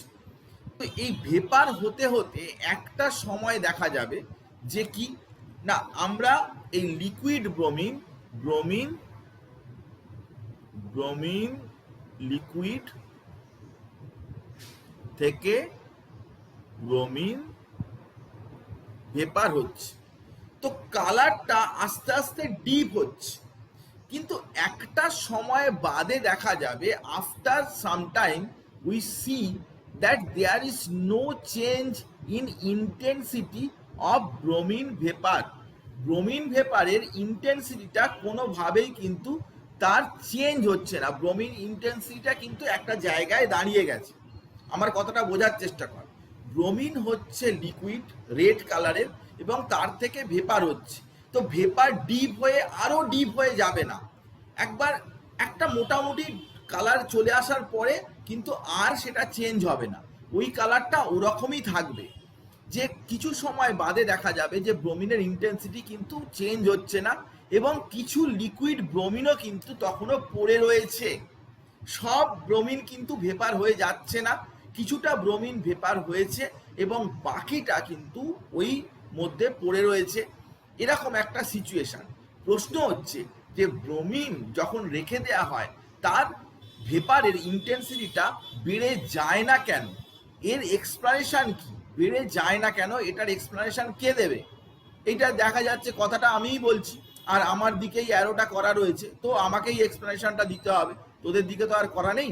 ন্যাচারালি এক্সপ্লানেশন কিন্তু আমিই দেব, এবং এর এক্সপ্লানেশন কি ব্যাপারটা বোঝার চেষ্টা কর। এই প্রসেসটা এখানে কি রাখা রয়েছে, দেখ খুব সিম্পল ব্যাপার। এখানে কিন্তু আমরা ব্রোমিন রেখেছি। তো ব্রোমিন যখন লিকুইড ব্রোমিন রাখা হয়েছে, ব্রোমিনের সব যে মলিকিউল আছে, সব মলিকিউলে কিন্তু একই রকমের ফোর্স নেই। all the molecules do not have same force of attraction। কারণ কি না, সারফেসে যে মলিকিউলগুলো আছে তার হায়ার কাইনেটিক এনার্জি। দেখ সারফেস মলিকিউল, আজকে যদি তুই এক জায়গায় এরকম যদি ব্রোমিন এক জায়গায় যদি তুই রাখিস, এক জায়গায় তুই যদি ব্রোমিন রাখিস, তাহলে সারফেসের মলিকিউলগুলোই কিন্তু সে আগে ভেপার ফেজে চলে যাবে, কিন্তু ভিতরের যে মলিকিউলগুলো থাকবে তার চারিধারে অনেক মলিকিউল আছে। তো ভিতরের মলিকিউলগুলো থেকে বেরিয়ে আসাটা অসুবিধা, কিন্তু বাইরের যে সারফেসের যে মলিকিউলগুলো রয়েছে, সারফেসের যে মলিকিউলগুলো, সে তাড়াতাড়ি ভেপার ফেজে যেতে শুরু করে দেবে। ভেপার ফেজে যখন যাবে, তখন একটা সময় বাদে দেখা যাবে তার যে ইভাপোরেশনের যে রেট, মানে এখান থেকে কন্টেনারটায় যে যতটা, এটা হয়তো ধর তুই আটকে দিয়েছিস, উপরে ঢাকনা দিয়েছিস, যতটা ভেপার হচ্ছে, সেই ভেপারগুলো আবার একটা সময় কি হবে না,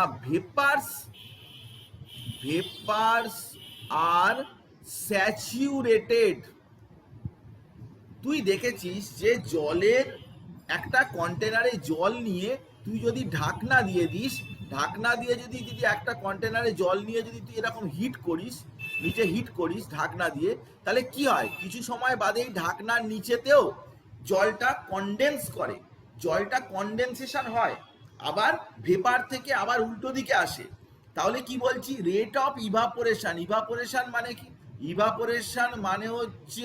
ইভাপোরেশন মানে লিকুইড থেকে ভেপার, আর কনডেনসেশন মানে কি, ভেপার থেকে লিকুইড, খুব ইজি চল, একদম ইজি ওয়েতে চল, যে ব্রোমিন যে লিকুইড আছে সেই ব্রোমিন ভেপার হচ্ছে। তো ভেপার হচ্ছে মানে সারফেসের যে মলিকিউলগুলো সেগুলো যেরকম দেখতে পাচ্ছিস যে ভেপার ফেজে যাচ্ছে। At the same time vapour যেগুলো ব্রোমিন তারা একটা সময় বাদে কি হয়ে যাচ্ছে না, স্যাচুরেটেড, প্রচুর ব্রোমিন ভরে গেছে, ব্রোমিন ভেপার ভরে গেছে, ঢাকা দেওয়া রয়েছে না। তাহলে তখন কি হবে না, তখন আবার কনডেনসেশন হবে। তো এমন যদি সিচুয়েশন অ্যারাইজ করে যে নাম্বার অফ মলিকিউলস যতগুলো ইভাপোরেট করছে ততগুলোই যদি কনডেনসেশন হয়ে যায়, ইভাপোরেশন আর কনডেনসেশন যদি ইকুয়াল হয়ে যায়, তাহলে তখন যে কালারটা, যেটা ব্রোমিন ভেপারের যে কালারটা, যেটা সেই কালারের কি কোনো পরিবর্তন হবে? নো, তার কোনো পরিবর্তন হবে না, কারণ যতগুলো মলিকিউল ভেপারে চলে যাচ্ছে ততগুলো মলিকিউলই আবার কনডেন্স করে ব্যাক করে চলে আসছে। দিস ইজ কল্ড ইকুইলিব্রিয়াম, এটাকেই বলে ইকুইলিব্রিয়াম। কারণ যেখানে নেট কোনো পরিবর্তন হচ্ছে না, অ্যাপারেন্টলি লক্ষ্য পড়ছে না আমাদের, নেট কোনো পরিবর্তন যদি আমরা লক্ষ্য না করতে পারি, সিস্টেমের নেট কোনো চেঞ্জ যদি না আমি ফলো করতে পারি, কিন্তু আসলে ঘটছে, আসলে ঘটছে, আসলে ভেপারও হচ্ছে, ভেপার থেকে কনডেনসেশনও হচ্ছে, প্রসেসটা থেমে যায়নি, প্রসেসটা স্টপ হয়ে যায়নি। তো rate of evaporation and rate of condensation যখন ইকুয়াল হয়ে যাবে, that situation is known as equilibrium. এবং সেই জন্যেই কিন্তু ব্রোমিনের যে ভেপারের কালারটা আস্তে আস্তে আরো রেড করে বেড়ে যায়নি, একটা রেড হওয়ার পরে আর হয়নি। কেন না, তখন যে ভেপারটা তৈরি হয়েছে ওই ভেপারটা আবার কনডেন্স করে লিকুইডে হয়ে যাচ্ছিল, আবার লিকুইড ভেপারে যাচ্ছিল, এরকম ধরনের সিচুয়েশনটা কন্টিনিউয়াসলি রান করছিল, যার জন্যে আমরা কিন্তু সেখানে বলছি যে কোনো রকমের কোনো চেঞ্জ হচ্ছে না। This is called equilibrium. আশা করছি ব্যাপারটা তুই বুঝতে পেরেছিস। ইজ ইট ক্লিয়ার সকলের কাছে ব্যাপারটা? আমাকে একটু কনফার্মেশন দে যে ব্যাপারটা বুঝতে পারছিস কিনা। Rate of evaporation, rate of condensation একদম ক্লিয়ার, সবার কাছে পরিষ্কার? Very good. তো কারণ ছোটখাটো জিনিসপত্রগুলো না বুঝতে পারলে কিন্তু পরবর্তীকালে গেলে অসুবিধা হবে। তো এইটাকে বলে ইকুইলিব্রিয়াম, এই জিনিসটাকেই বলে। এইখানে আমরা সেটাই দেখাচ্ছি যে ব্রোমিন এটা লিকুইড থেকে ব্রোমিন ভেপার হয়েছে, এই সাইনটাকে বলে ইকুইলিব্রিয়াম সাইন। বোথ দিকে মানে ফরওয়ার্ড দিকে যাচ্ছে, at the same time backward দিকেও আসছে। কিন্তু যখন রেটটা সমান হয়ে যায় তখন কিন্তু তুই অ্যাপারেন্টলি বুঝতে পারবি না যে রিয়াকশনটা রান করছে। দেখ এখানে একটা রিয়াক্ট্যান্ট প্রোডাক্ট বলে লেখা আছে, এই জায়গাটায় দেখ রিয়াক্ট্যান্ট, এখানে প্রোডাক্ট বলে লেখা রয়েছে। তো পিঁপড়েগুলো রিয়াক্ট্যান্ট থেকে প্রোডাক্টের দিকে নিয়ে যাচ্ছে, সেই একই সময় একটা নিচে আবার একটা পিঁপড়ে সে কিন্তু উল্টো দিকে নিয়ে যাচ্ছে। তো ও যখন এখানে একটা দানা রাখছে তখন এখান থেকেও কিন্তু প্রোডাক্ট থেকে একটা দানা ওখানে রাখছে। তাহলে সময়ের সাথে সাথে, টাইমের সাথে সাথে কখনো কি রিয়াক্ট্যান্ট এবং প্রোডাক্টের যে কনসেন্ট্রেশন বা অ্যামাউন্টের কি কোনো পরিবর্তন হবে? অ্যামাউন্ট কি কোনো চেঞ্জ হবে? হবে না। কারণ একটা পিঁপড়ে যতখানি রিয়াক্ট্যান্ট থেকে প্রোডাক্টের দিকে নিয়ে গেল, আর একটা পিঁপড়ে ওই একই রেটে একই সময়ে প্রোডাক্ট থেকে রিয়াক্ট্যান্টের দিকে নিয়ে গেল। আমি যদি বাইরে থেকে যদি রিয়াক্ট্যান্ট এবং প্রোডাক্টের অ্যামাউন্ট কতটা আছে ওখানে টাইম টু টাইম মেজার করতে থাকি, দেখি তো এখন রিয়াক্ট্যান্টটা কতটা আছে, ও 5 গ্রাম আছে, ঠিক আছে। 10 মিনিট বাদে দেখি তো, 10 মিনিট বাদে দেখলাম 5 গ্রাম আছে, আচ্ছা ঠিক আছে। 1 ঘন্টা বাদে দেখি, আরে 1 ঘন্টা বাদেও তো দেখছি 5 গ্রাম আছে। তো দিস ইজ ইম্পর্টেন্ট যে টাইমের সাথে সাথে আমি দেখছি যে অ্যামাউন্টের কোনো পরিবর্তন হচ্ছে না, বাট রিয়াকশনটা রান করছে। কারণ রিয়াকশনটা রান করছে এই কারণেই যে যতটা রিয়াক্ট্যান্ট প্রোডাক্টের দিকে চলে যাচ্ছে ততটা আবার প্রোডাক্ট থেকে রিয়াক্ট্যান্টের দিকে চলে আসছে, উল্টো দিকে রিয়াকশনটা রান করছে, দুদিকেই সমানভাবে রান করছে। একে বলে dynamic nature of equilibrium. Dynamic nature of equilibrium. প্রত্যেকটা ইকুইলিব্রিয়াম কিন্তু ডাইনামিক, স্ট্যাটিক না। সেটা বন্ধ হয়ে যায়নি, থেমে যায়নি, স্ট্যাটিক নয়। সেটা যে থেমে গেছে, বন্ধ হয়ে গেছে, তা কিন্তু নয়। এটা ডাইনামিক, রান করছে। সেই জন্যে ভেপার থেকে এখানে, ভেপার থেকে যেরকম ব্রোমিন লিকুইড, ব্রোমিন ভেপার, তাদের মধ্যে ডাইনামিক ইকুইলিব্রিয়াম এস্টাবলিশড হয়েছে। সব জায়গায় রিয়াক্ট্যান্ট প্রোডাক্টের মধ্যে ডাইনামিক ইকুইলিব্রিয়াম। তো this type of equilibrium is called dynamic, গতিশীল। ইট ইজ নট স্ট্যাটিক, থেমে যায়নি রিয়াকশানে। ও আচ্ছা, রিয়াকশানে তো কোনো রিয়াক্ট্যান্টই তো কমছে না। আরে আমি তো 5 গ্রাম নিয়েছিলাম 10 মিনিট আগে, এখনো তো দেখছি 5 গ্রামই আছে, রিয়াকশান মনে হয় বন্ধ হয়ে গেছে। সরি, অনেক সময় দেখা যাবে যে এরকম হতে পারে, কিন্তু রিয়াকশানটা বন্ধ হয়ে যায়নি। তার বদলে আমাকে বলতে হবে সেই কথাটা যে রিয়াকশান ইকুইলিব্রিয়ামে রিচ করেছে। Reaction reaches in equilibrium. ইকুইলিব্রিয়ামে রিচ, তার জন্য কন্ডিশন আছে। তুই বলি ইকুইলিব্রিয়াম বেশ করবো, ইকুইলিব্রিয়াম আমি পড়বো না, হ্যাঁ ভালো লাগছে না, না, ইকুইলিব্রিয়াম পড়তে হবে। ইকুইলিব্রিয়াম না পড়লে কি করে হবে? 12-এ কাইনেটিক্স বলে একটা চ্যাপ্টার আছে, সেই চ্যাপ্টার পুরো বরবাদ হয়ে যাবি। এখানে চ্যাপ্টার না পড়লে ওখানে গেলে কিন্তু তুই প্রবলেমে পড়ে যাবি। তো ওখানের সাথে কোরিলেশন, এর একটা পার্ট এখানে আর একটা পার্ট ওখানে, এই সমস্ত সমস্যা করে রেখে দিয়েছে যে 12 যখন পড়তে হবে তখন 12-এ কিন্তু ওই জিনিসগুলো পড়তে হবে। এই জিনিসগুলোর সাথে ওই জিনিসগুলো আছে, এটা না বুঝলে ওখানে বুঝতে পারবি না। তো এই সমস্ত ব্যাপার স্যাপারগুলো রয়েছে। তো তাহলে ডাইনামিক ইকুইলিব্রিয়াম বলতে কি বোঝায়? That is clear to you, সকলের কাছে ক্লিয়ার? যে আমরা এইভাবে ব্যাপারটা বুঝতে চেষ্টা করব যে আজকে এ আর বি থেকে রিয়াকশন করে সি আর ডি যদি হয়, সি আর ডি ওই একই টাইমে যদি এ আর বি প্রডিউস করে, তাহলে কিন্তু রিয়াকশনটা ইকুইলিব্রিয়ামে রিচ করেছে বলে আমরা বলি। চল আমরা আরো ডিটেলে এবং টাইপস ইত্যাদি নিয়ে আলোচনা করি। আমাদের ইকুইলিব্রিয়ামে তাহলে ডেফিনেশন কি হলো? একটা ডেফিনেশন তো তাগড়া মার্কা, একটা ডেফিনেশন তো দরকার। ডেফিনেশন ছাড়া কি করে হবে?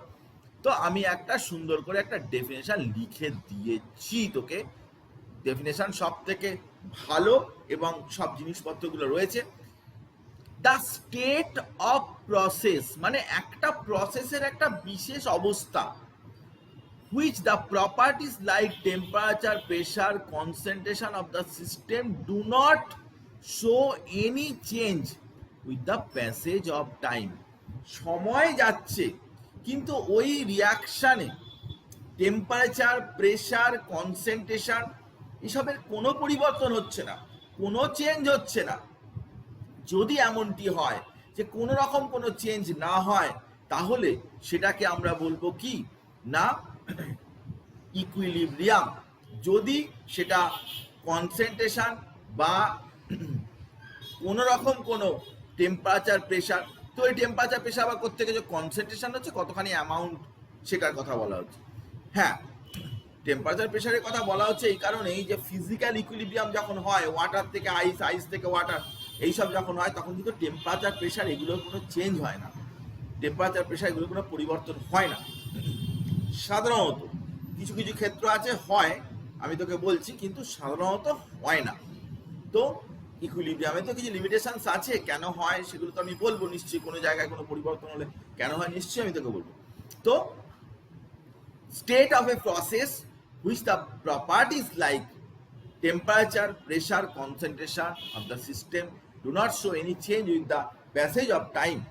সময়ের সাথে সাথে যদি কোনো পরিবর্তন না হয়, রিয়াক্ট্যান্ট, প্রোডাক্টের কনসেন্ট্রেশন, টেম্পারেচার, প্রেশার এইসব যদি চেঞ্জ না হয়, তাহলে আমরা কি বলবো? বলবো যে ইকুইলিব্রিয়াম, সেই অবস্থাটাকে বলে ইকুইলিব্রিয়াম। তো দেখ, ইকুইলিব্রিয়াম কত রকম টাইপের হয়।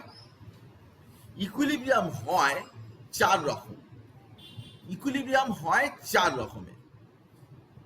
একটা হচ্ছে ফিজিক্যাল ইকুইলিব্রিয়াম, একটা হচ্ছে মেকানিক্যাল ইকুইলিব্রিয়াম, একটা হচ্ছে থার্মাল ইকুইলিব্রিয়াম, একটা হচ্ছে কেমিক্যাল ইকুইলিব্রিয়াম। সিলেবাস আমাদেরকে বলছে যে সিলেবাসে আমাদের এখানে দুটো আছে। ফিজিক্যাল ইকুইলিব্রিয়াম, এটা লেফট হ্যান্ড সাইডে। ফিজিক্যাল ইকুইলিব্রিয়াম খুব সিম্পল ব্যাপার, কোনো স্টেট চেঞ্জ হচ্ছে, সলিড থেকে লিকুইড, লিকুইড থেকে গ্যাস, গ্যাস থেকে সলিড, সলিড থেকে গ্যাস, এইসব। আর কেমিক্যাল ইকুইলিব্রিয়াম, এই দুটো আছে আমাদের সিলেবাসে। কেমিক্যাল ইকুইলিব্রিয়াম মানে কি, ওই রিয়াকশন হচ্ছে এ প্লাস বি থেকে সি প্লাস ডি হচ্ছে, আবার প্রোডাক্ট থেকে রিয়াক্ট্যান্টের দিকে আসছে, রিয়াক্ট্যান্ট থেকে প্রোডাক্ট হচ্ছে, এই সমস্ত কেমিক্যাল ইকুইলিব্রিয়াম তাদেরকে বলে। তুই বলি মেকানিক্যাল ইকুইলিব্রিয়াম, মেকানিক্যাল ইকুইলিব্রিয়ামটা এমনি ফিজিক্সের ক্ষেত্রে আছে, প্রেসার ল এই সমস্ত জিনিসপত্র রয়েছে, কিন্তু এই যে থার্মাল ইকুইলিব্রিয়াম যে রয়েছে এটা আমরা থার্মোডাইনামিক্সে পড়বো, থার্মোডাইনামিক্সের মধ্যে ওটা পড়া হবে। থার্মাল ইকুইলিব্রিয়াম থার্মোডাইনামিক্সের ভিতরে আছে। যাক, আমি তোকে এমনি একটু বলে দিচ্ছি, থার্মাল ইকুইলিব্রিয়ামটা এমন কিছু হাতি ঘোড়া ব্যাপার নয়, আমি তোকে বলে দিচ্ছি।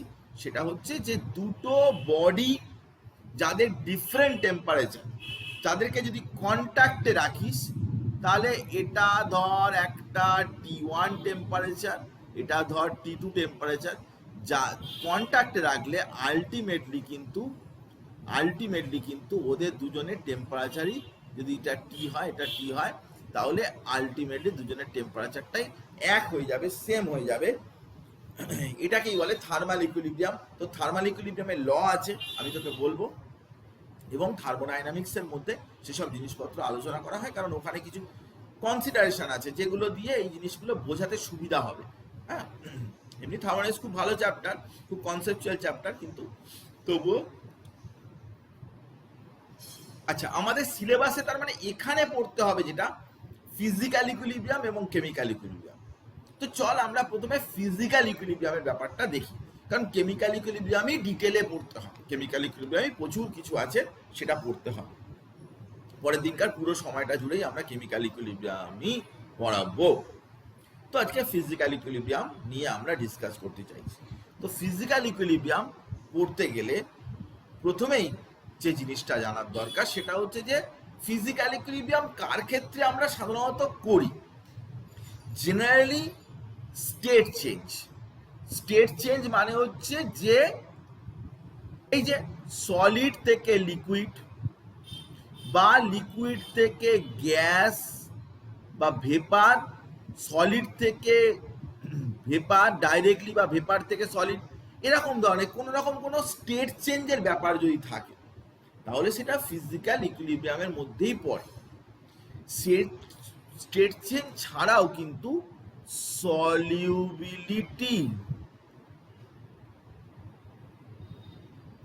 রিলেটেড সেগুলোও কিন্তু, হয়তো সলিড জলের মধ্যে ডিজলভ করছিস বা কোনো গ্যাস জলের মধ্যে ডিজলভ হচ্ছে, এই সমস্ত বিষয়গুলোও কিন্তু ফিজিক্যাল ইকুইলিব্রিয়ামের মধ্যে অ্যাপ্লিকেবল, সলিবিলিটিও ওর মধ্যে অ্যাপ্লিকেবল। তো ফিজিক্যাল ইকুইলিব্রিয়াম আজকে আমরা প্রথমে কনসিডার করছি। এবার দেখ, ফিজিক্যাল ইকুইলিব্রিয়ামের মধ্যে প্রথমটা আছে সলিড লিকুইড। তো সলিড লিকুইডের মধ্যে যে ইকুইলিব্রিয়াম, তার বেস্ট এক্সাম্পল হচ্ছে কি না, বেস্ট এক্সাম্পল হচ্ছে ওয়াটার, মানে আইস আর ওয়াটারের মধ্যে যে ইকুইলিব্রিয়াম। এখন আমরা একটা জিনিস কনসিডার করতে হবে যে একটা কন্টেনারের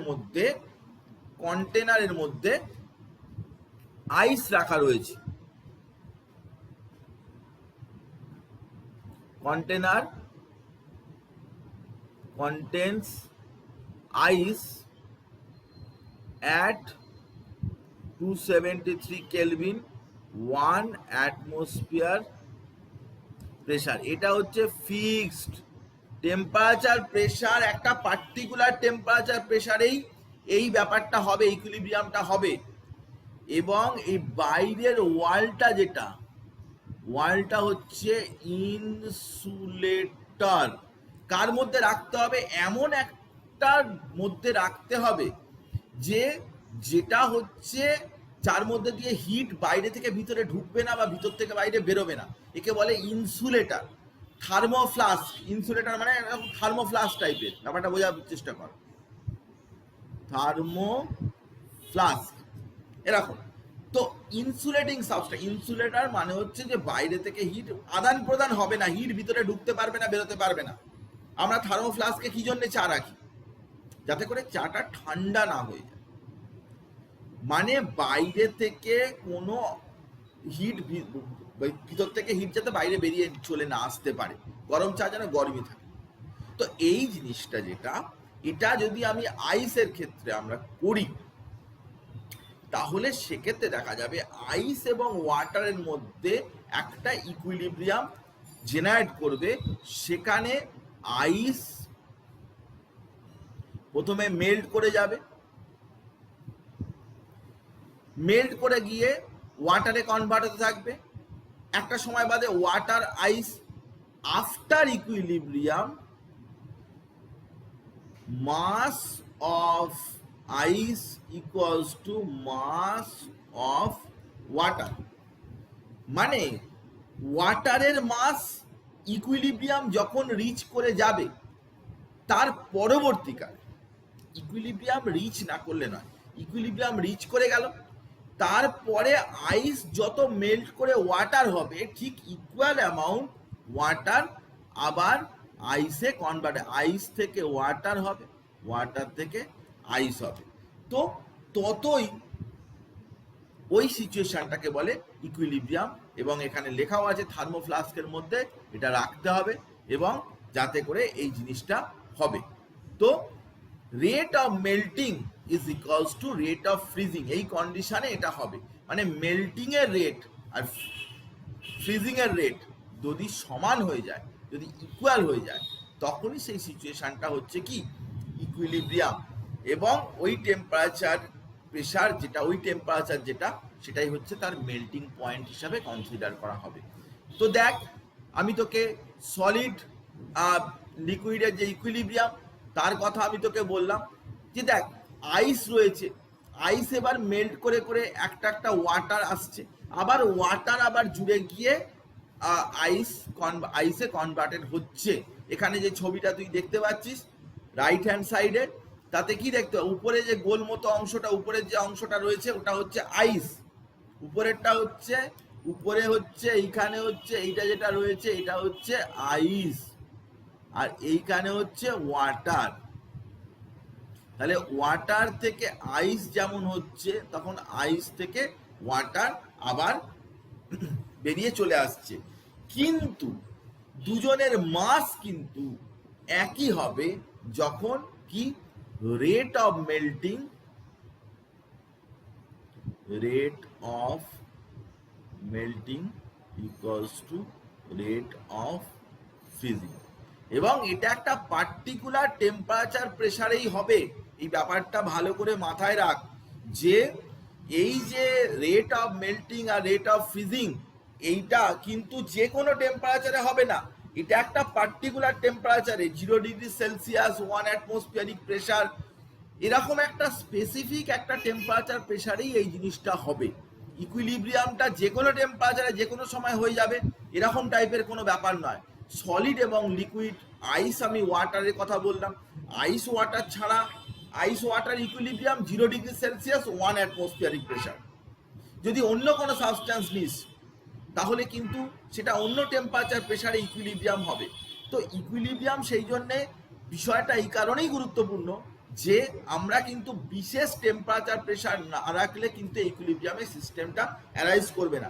ইকুইলিব্রিয়াম অ্যাটেন্ড করাতে হয়, তার জন্য কন্ডিশন ডেভেলপ করতে হয়, কন্ডিশন না ডেভেলপ করলে কিন্তু হবে না। তো সলিড লিকুইড ইকুইলিব্রিয়ামের কথা আমি তোকে বললাম, আইস ওয়াটার ছাড়াও আরও অনেক হতে পারে তার ক্ষেত্রে। তো temperature pressure should be fixed, এই কথাটা আমি বারবার বলছি, যে এটা কিন্তু একটা পার্টিকুলার টেম্পারেচার প্রেসারেই কিন্তু এই ঘটনাটা ঘটবে। যে কোনো টেম্পারেচার প্রেসারে কিন্তু এরকম ধরনের ব্যাপার স্যাপার হওয়ার কোনো চান্স নেই। বিভিন্ন সাবস্ট্যান্সের ক্ষেত্রে বিভিন্ন টেম্পারেচার প্রেসার এর ব্যাপারটা থাকবে। এরপর হচ্ছে লিকুইড ভেপার ইকুইলিব্রিয়াম। দেখ, লিকুইড ভেপার ইকুইলিব্রিয়ামটা কিভাবে সম্ভব না, আমরা লিকুইড থেকে যদি আমরা, দেখ এখানে ওয়াটার রয়েছে, তো ওয়াটার নর্মালি থাকলে কি হয়, ওয়াটার থেকে ব্যাপারটা বোঝার চেষ্টা কর, ওয়াটার থেকে ওয়াটার ভেপার হবে। তো ওয়াটার ভেপার যখন হতে থাকবে তত তার ভেপার প্রেসার বাড়তে থাকবে। দেখ এখানে আমি তোকে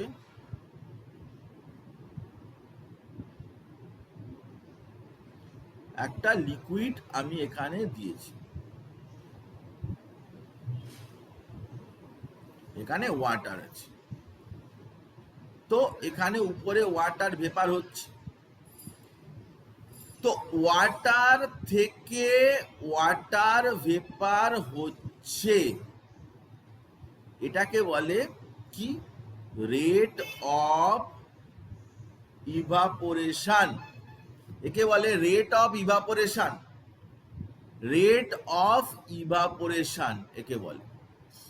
আর কি না, ওয়াটার ভেপার, ওয়াটার ভেপার আবার ওয়াটারে কনভার্ট হবে, তাকে কি বলে? Rate of condensation. তো rate of evaporation, rate of condensation যখন ইকুয়াল হবে, মানে যতটা ওয়াটার ওয়াটার ভেপারে কনভার্টেড হলো, ততটা ওয়াটার ভেপার আবার ওয়াটারে কনভার্টেড হলো, এই দুটো যখন ইকুয়াল হয়ে যাবে তখন তাহলে ইকুইলিব্রিয়াম এস্টাবলিশড হয়ে গেল। তখন আমি টাইমের সাথে ওয়াটার বা ওয়াটার ভেপারের অ্যামাউন্টটাকে কোনোভাবেই দেখে আমি বলতে পারবো না যে কারোর বেশি আছে বা কারোর কম আছে। সেখানে মাসটা ফিক্সড হয়ে যাবে, ওয়াটার ভেপারের মাস এবং ওয়াটারের মাসটা ফিক্সড হয়ে যাবে, এবং সেটা apparently seems to B stop, apparently মনে হবে যে থেমে গেছে, বন্ধ হয়ে গেছে, এবং সেটাকে আমরা বলবো কি? ইকুইলিব্রিয়াম। তাহলে এটা হচ্ছে লিকুইড ভেপার ইকুইলিব্রিয়াম। তুই একবার দেখ, যেখানে প্রথমে ফাঁকা ছিল, মাথার জায়গাটা ফাঁকা ছিল, আস্তে আস্তে ওয়াটার ভেপার তৈরি হচ্ছে। দেখ ওয়াটার ভেপার যত তৈরি হচ্ছে, ওয়াটার ভেপার যত তৈরি হচ্ছে তত প্রেসারটা বাড়তে থাকছে, কিন্তু প্রেসারটা বাড়তে বাড়তে একটা সময় যাবে যখন কিন্তু আর প্রেসারটা আর বাড়বে না, তখন ফিক্সড হয়ে যাবে। তখন রেট অফ ইভাপোরেশন, আমি তোকে ভালো করে দেখিয়ে দিই, যে তুই যদি এরকম গ্রাফে যদি তুই দেখাস, যাকে এখানে কিন্তু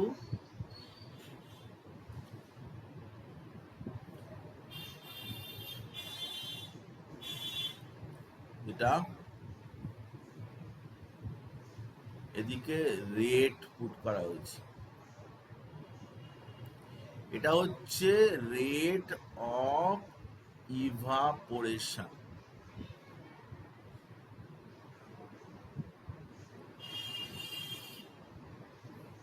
এটা হচ্ছে রেট অফ কনডেনসেশন, এটা হচ্ছে ইকুইলিব্রিয়াম। কথাটা ভালো করে বোঝার চেষ্টা কর, আমার কথাটা ভালো করে তুই শোন, আমি তোকে সব জিনিসটাই বলছি। সেটা হচ্ছে যে একটা লিকুইড থেকে, এখানে তুই ছবিতেও দেখতে পাচ্ছিস, একটা লিকুইড থেকে ভেপারে যাওয়ার যে রেট সেটা ফিক্সড, সেটা টাইমের সাথে ফিক্সড, কিন্তু কনডেনসেশনটা ফিক্সড নয়। কনডেনসেশন তো প্রথমে তো ভেপার ছিলই না, প্রথমে তো ফাঁকাই ছিল। আজকে তুই চিন্তা কর যে এইখানে একটা কন্টেনার রয়েছে, কন্টেনারের মধ্যে লিকুইড আছে, তো কন্টেনারের মধ্যে এখানে তো কোনো ভেপার নেই, নো ভেপার। তো আস্তে আস্তে কি হচ্ছে? ভেপার তৈরি হচ্ছে, ভেপার তৈরি হচ্ছে, ভেপার তৈরি হচ্ছে, ভেপার তৈরি হচ্ছে। যত ভেপার তৈরি হবে তত রেট অফ কনডেনসেশন বাড়বে। তাহলে দেখ রেট অফ ইভাপোরেশন কিন্তু একই রয়েছে, কারণ লিকুইডটা তো আগেও ছিল, এখনো আছে। তো রেট অফ ইভাপোরেশনের কোনো প্রবলেম নেই, রেট অফ ইভাপোরেশন যেরকম ইভাপোরেশন হচ্ছিল হচ্ছে। কিন্তু দেখ রেট অফ কনডেনসেশন কিন্তু প্রথমে যখন আমি ঢাকা দিলাম, ওই কন্টেনারের উপরে ঢাকা দিলাম, তখন কিন্তু কোনো ভেপার ছিল না। যত টাইম গেল তত ভেপার আস্তে আস্তে বাড়ছে, এবার সেগুলো কনডেন্স করে লিকুইড স্টেটে কনভার্ট হচ্ছে। তাহলে রেট অফ কনডেনসেশনটা বাড়তে বাড়তে বাড়তে বাড়তে যখন রেট অফ ইভাপোরেশনকে টাচ করে গেল, তখনই কিন্তু ইকুইলিব্রিয়াম কন্ডিশনটা জেনারেট করলো। তাহলে লিকুইড থেকে ভেপারে যে ইকুইলিব্রিয়াম কন্ডিশনটা, তাতে কিন্তু লিকুইডের যে ইভাপোরেশনের রেট সেটা কোনো চেঞ্জ হয় না, কিন্তু যেটা ভেপার তার যে কন্ডেনসেশনের রেট যেটা, সেটা চেঞ্জ হতে হতে ইকুইলিব্রিয়াম সিচুয়েশন আসার আগে পর্যন্ত বাড়তেই থাকে। যখন ইকুইলিব্রিয়ামের সাথে মিলে গেল, যখন রেট অফ ইভাপোরেশনের সাথে যখন ইকুয়াল হয়ে গেল, তখনই কিন্তু ওটা ইকুইলিব্রিয়াম শিফটিং হয়ে গেল, ইকুইলিব্রিয়াম পরিস্থিতি চলে এলো। তাহলে rate of evaporation equals to rate of condensation. ব্যাপারটা কি বুঝতে পেরেছিস? ব্যাপারটা কি সবাই বুঝতে পারছিস আমার কথা? হ্যাঁ স্যার পাচ্ছি। পারছিস? বাহ, খুব ভালো। স্যার গ্রাফটা একবার একটু বলে দেবেন? গ্রাফে আমি যেটা বলছি সেটা হচ্ছে খুব সিম্পল ব্যাপার। সেটা হচ্ছে যে আমরা যখন কোনো এই রিপ্রেজেন্টেশনটা দেখাচ্ছি,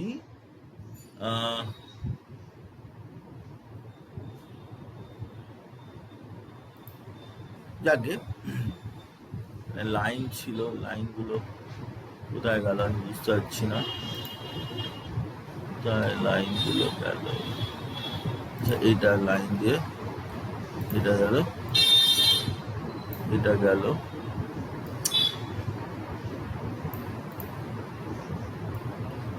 এরকম গেল। তো আমি যেটা বলছি সেটা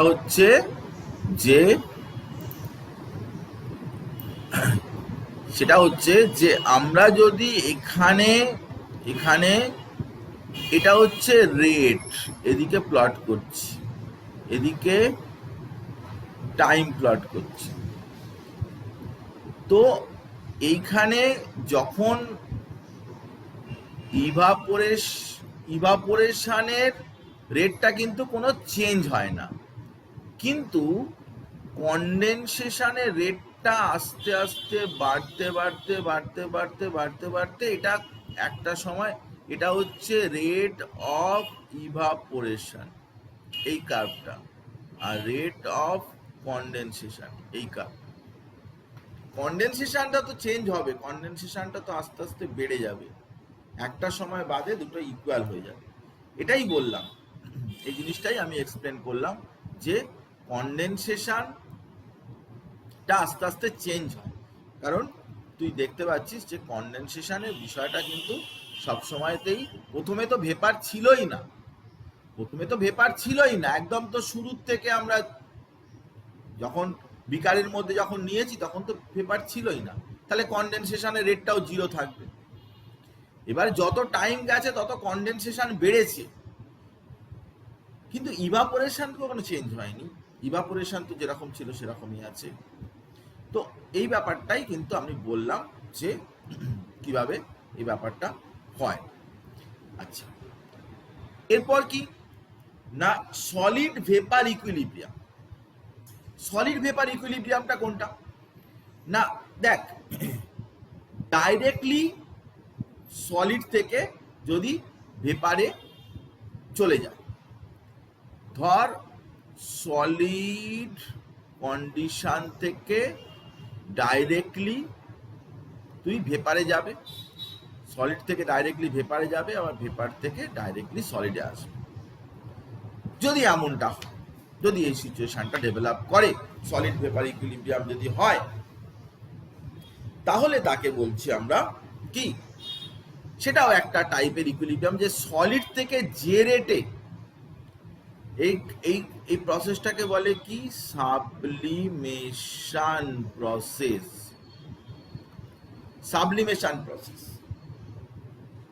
ডাইরেক্টলি সলিড থেকে চলে যাচ্ছে কোথায় না, ভেপার স্টেটে, বা ভেপার থেকে ডাইরেক্টলি সলিড স্টেটে আসছে। এরকম কার কার ক্ষেত্রে দেখা যায়? তুই দেখতে পাচ্ছিস যে সলিড থেকে একদম সরাসরি চলে যাচ্ছে ওটা ভেপার স্টেটে। দেখ যে সলিড থেকে সরাসরি ভেপার হয়ে যাচ্ছে, এটা সলিডের ছবি আছে নিচে বেগুনি কালারের, হয়তো আয়োডিন, তো rate of conversion from solid to vapor is exactly equal to the rate of conversion from vapor to solid. মানে সলিড থেকে যে রেটে ভেপার হবে সেই একই রেটে ভেপার থেকে যদি সলিডের দিকে আসে, এরকম যদি একটা পার্টিকুলার কন্ডিশনে, একটা পার্টিকুলার টেম্পারেচার প্রেসার, এই কন্ডিশনেই হবে, ওইগুলো চেঞ্জ করলে হবে না, কিন্তু যে কোনো টেম্পারেচার প্রেসারে কিন্তু স্টেট চেঞ্জের ব্যাপারটা হবে। তো যেরকম ধর আমরা একটা এক্সপেরিমেন্ট করছি যেখানে সলিড আয়োডিন নেওয়া রয়েছে, দেখ বাঁদিকের ছবিটায় দেখ সলিড আয়োডিন নেওয়া রয়েছে। এখানে আমরা কি এক্সপেরিমেন্ট, আয়োডিন সলিড, তার থেকে আমাদের হয়ে যাবে কি আয়োডিন ভেপার। তো একটা সময় বাদে দেখা যাবে যে এই ভেপারটার ইন্টেন্সিটিটা আর কোনো চেঞ্জ হবে না, যেটা ব্রোমিন দিয়ে আমরা প্রথমে বলছিলাম। এই আয়োডিন গুলো কিন্তু সরাসরি ভেপার স্টেটে যাচ্ছে, আবার যাওয়ার পরে কিন্তু সেই ভেপার গুলো আবার কনডেন্স করে একেবারে সলিড স্টেটে পৌঁছে যাচ্ছে। এমনটা যদি হয় তাহলে সলিড ভেপার ইকুইলিব্রিয়াম তাকে আমরা বলবো।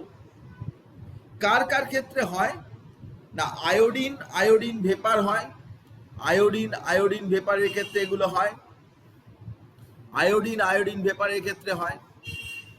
ক্যাম্ফর কর্পূর, তার ক্ষেত্রে হয়, কর্পূর সরাসরি চলে যায়। Ammonium chloride solid NH4Cl, solid থেকে দেখা যায় যে NH4Cl গ্যাস, আয়োডিন সলিড থেকে দেখা যায় আয়োডিন গ্যাস। এইভাবে আমরা ব্যাপারগুলো দেখতে পারি। তো খুব সিম্পল ব্যাপার যে সরাসরি সলিড থেকে ভেপার স্টেটে যাচ্ছে, আবার ভেপার স্টেট থেকে সরাসরি সলিড স্টেটে চলে আসছে। এরকম সিচুয়েশন, রেট দুটোর সমান হবে, যে সলিড থেকে ভেপারে যাওয়ার যে রেট, আবার ভেপার থেকে সলিডে আসার রেটটা আর কি, রেট অফ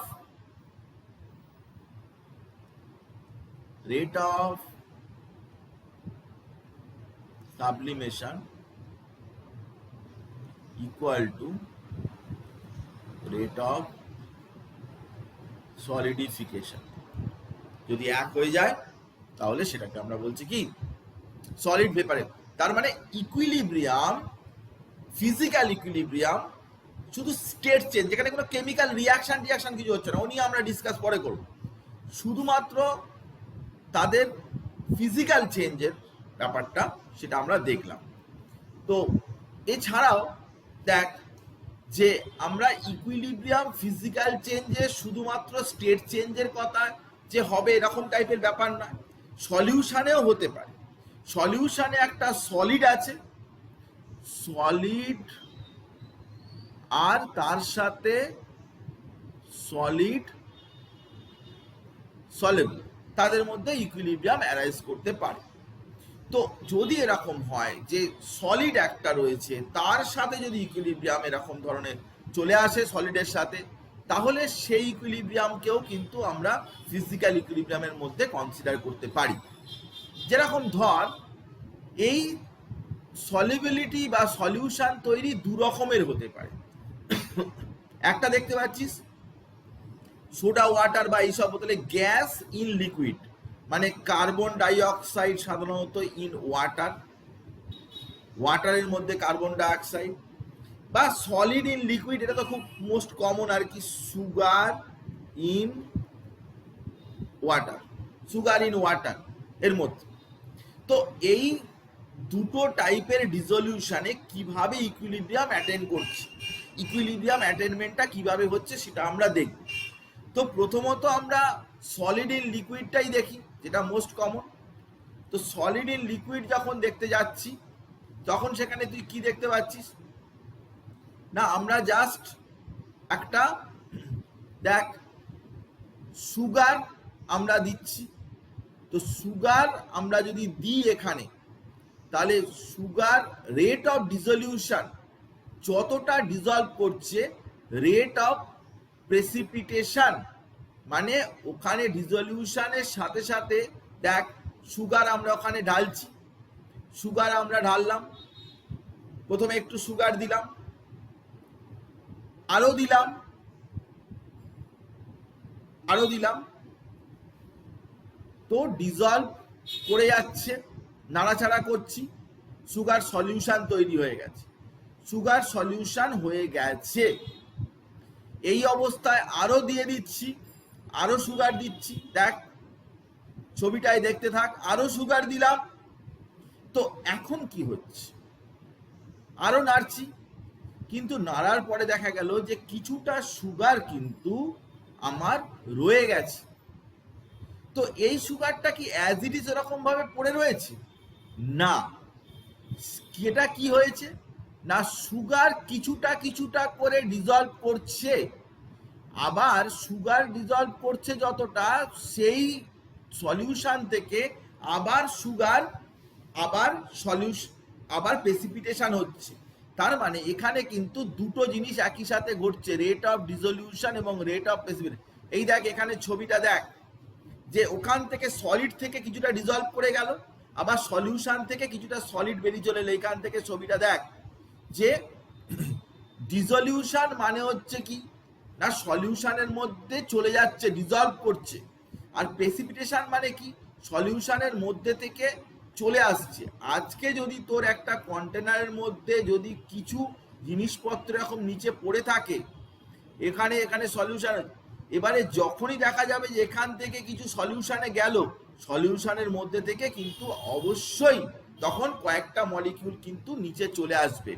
তাহলে একটা হচ্ছে ডিসলিউশন, যখন যাচ্ছে, দ্যাট ইজ কল্ড ডিসলিউশন।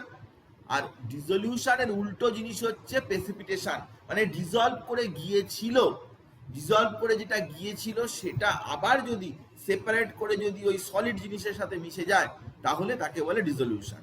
আমি তোকে এটা প্রমাণ করে দেবো, একটা এক্সপেরিমেন্ট আছে, সুন্দর এক্সপেরিমেন্ট, সেটা হচ্ছে রেডিও অ্যাক্টিভ সুগার এখানে আমরা দেব। তো এই ব্যাপারটা তুই বলবি যে হ্যাঁ ওখান থেকে ডিজলভ করছে আবার ওখানে এসে জমছে, কি করে প্রমাণ করবেন? বেশ করবো আমি, এরকম এরকম হচ্ছে না, যা দিয়েছিলেন ওটাই পড়ে রয়েছে নিচে, ওখান থেকে কেউ ডিজলভ করছে না, ওখানের মধ্যে কেউ আসছে না। এটা যদি তুই বলিস, তাহলে তার প্রশ্নের উত্তর একটাই আমি তোকে বলবো যে না, এখানে তুই দেখ যে আমরা একটা এক্সপেরিমেন্ট দেখাচ্ছি, একটা এক্সপেরিমেন্ট দেখাচ্ছি, যে এক্সপেরিমেন্টটায় আমরা রেডিও অ্যাক্টিভ সুগার আমরা এখানে দিচ্ছি। রেডিও অ্যাক্টিভ সুগার যদি দিই, রেডিও অ্যাক্টিভ সুগার যদি আমরা এখানে অ্যাড করি, দেখ এই এক্সপেরিমেন্টটায় আমরা এখানে রেডিও অ্যাক্টিভ সুগার, একটা সুগার সলিউশন আছে, নর্মাল সুগার সলিউশন আছে, তার মধ্যে আমি রেডিও অ্যাক্টিভ সুগার অ্যাড করে দিলাম। রেডিও অ্যাক্টিভ সুগার মানে কি, একটু ডিফারেন্ট টাইপের সুগার, যার থেকে রেডিও অ্যাক্টিভ রেডিয়েশন বেরোয়। তো রেডিয়েশন বেরোচ্ছে, রেডিয়েশনটা বেরোবার পরে কিছু সময় বাদে দেখা যাবে যে আনডিজলভ সুগার, দেখ এখানে কথাটা ভালো করে পড়ে দেখ, আনডিজলভ সুগার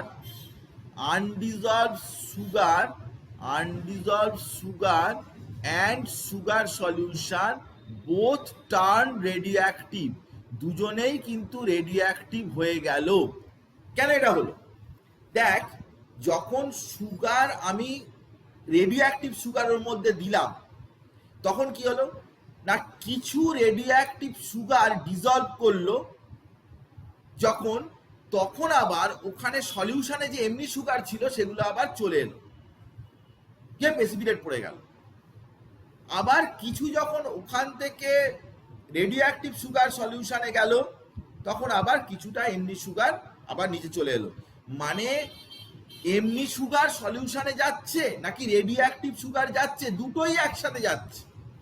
আমি রেডিও অ্যাক্টিভ সুগার রেখে দিয়েছি মানে রেডিও অ্যাক্টিভ সুগারটা নিচে পড়ে থাকবে, শুধু ইকুইলিব্রিয়ামটা এর মধ্যে হবে এরকম টাইপের ব্যাপার নেই, বা ইকুইলিব্রিয়াম স্টপ হয়ে গেছে তাও কোনো ব্যাপার নেই, ইকুইলিব্রিয়ামটা হবে। তুমি সিম্পল দেখ, এত জটিল করে ভাবার কিছু নেই, সিম্পল ব্যাপার তুই ভাবার চেষ্টা কর, যে তুই যদি একটা চিনির জল করে রাখিস, তার মধ্যে নিচে কিছুটা চিনি রয়েছে, এই চিনির জল দেখ, এই বিকার, এই চিনির জল, এখানে কিছুটা চিনি পড়ে রয়েছে। তুই কখনো ভাববি না যে এই চিনিটা যেরকম ছিল সেই রকমই প্রথম থেকে পড়ে রয়েছে।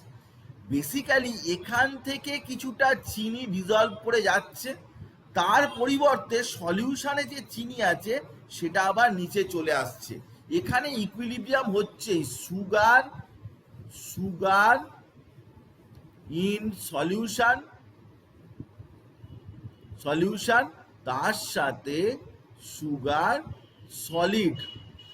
সলিউশন আর সলিডের মধ্যে কিন্তু একটা ইকুইলিব্রিয়াম অবশ্যই হচ্ছে, যেটা কিনা সলিড সুগার এবং লিকুইড সলিউশন তার মধ্যে ইকুইলিব্রিয়ামটা এস্টাবলিশড হচ্ছে। এটা হচ্ছে সলিউশনের ইকুইলিব্রিয়াম।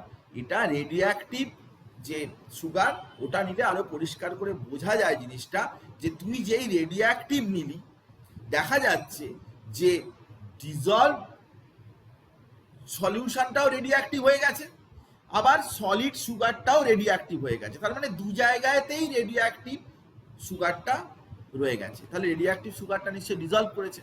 না ডিজলভ করলে রেডিওঅ্যাক্টিভ সুগার স্যাচুরেটেড সলিউশনের মধ্যে তুমি রেডিওঅ্যাক্টিভ সুগার দিয়ে দিয়েছো, সুগার এবার নিচে পড়ে গেছে, পড়ে গিয়ে যদি ও ওরকম ঘুমিয়েই থাকতো তাহলে তো সলিউশনটা তো রেডিওঅ্যাক্টিভ হতো না। তাহলে ও ডিজলভ করছে, ও ক্রিস্টালাইজ হচ্ছে, তবেই না এই সলিড ইন লিকুইড ডিসলিউশন প্রসেসটা চলছে।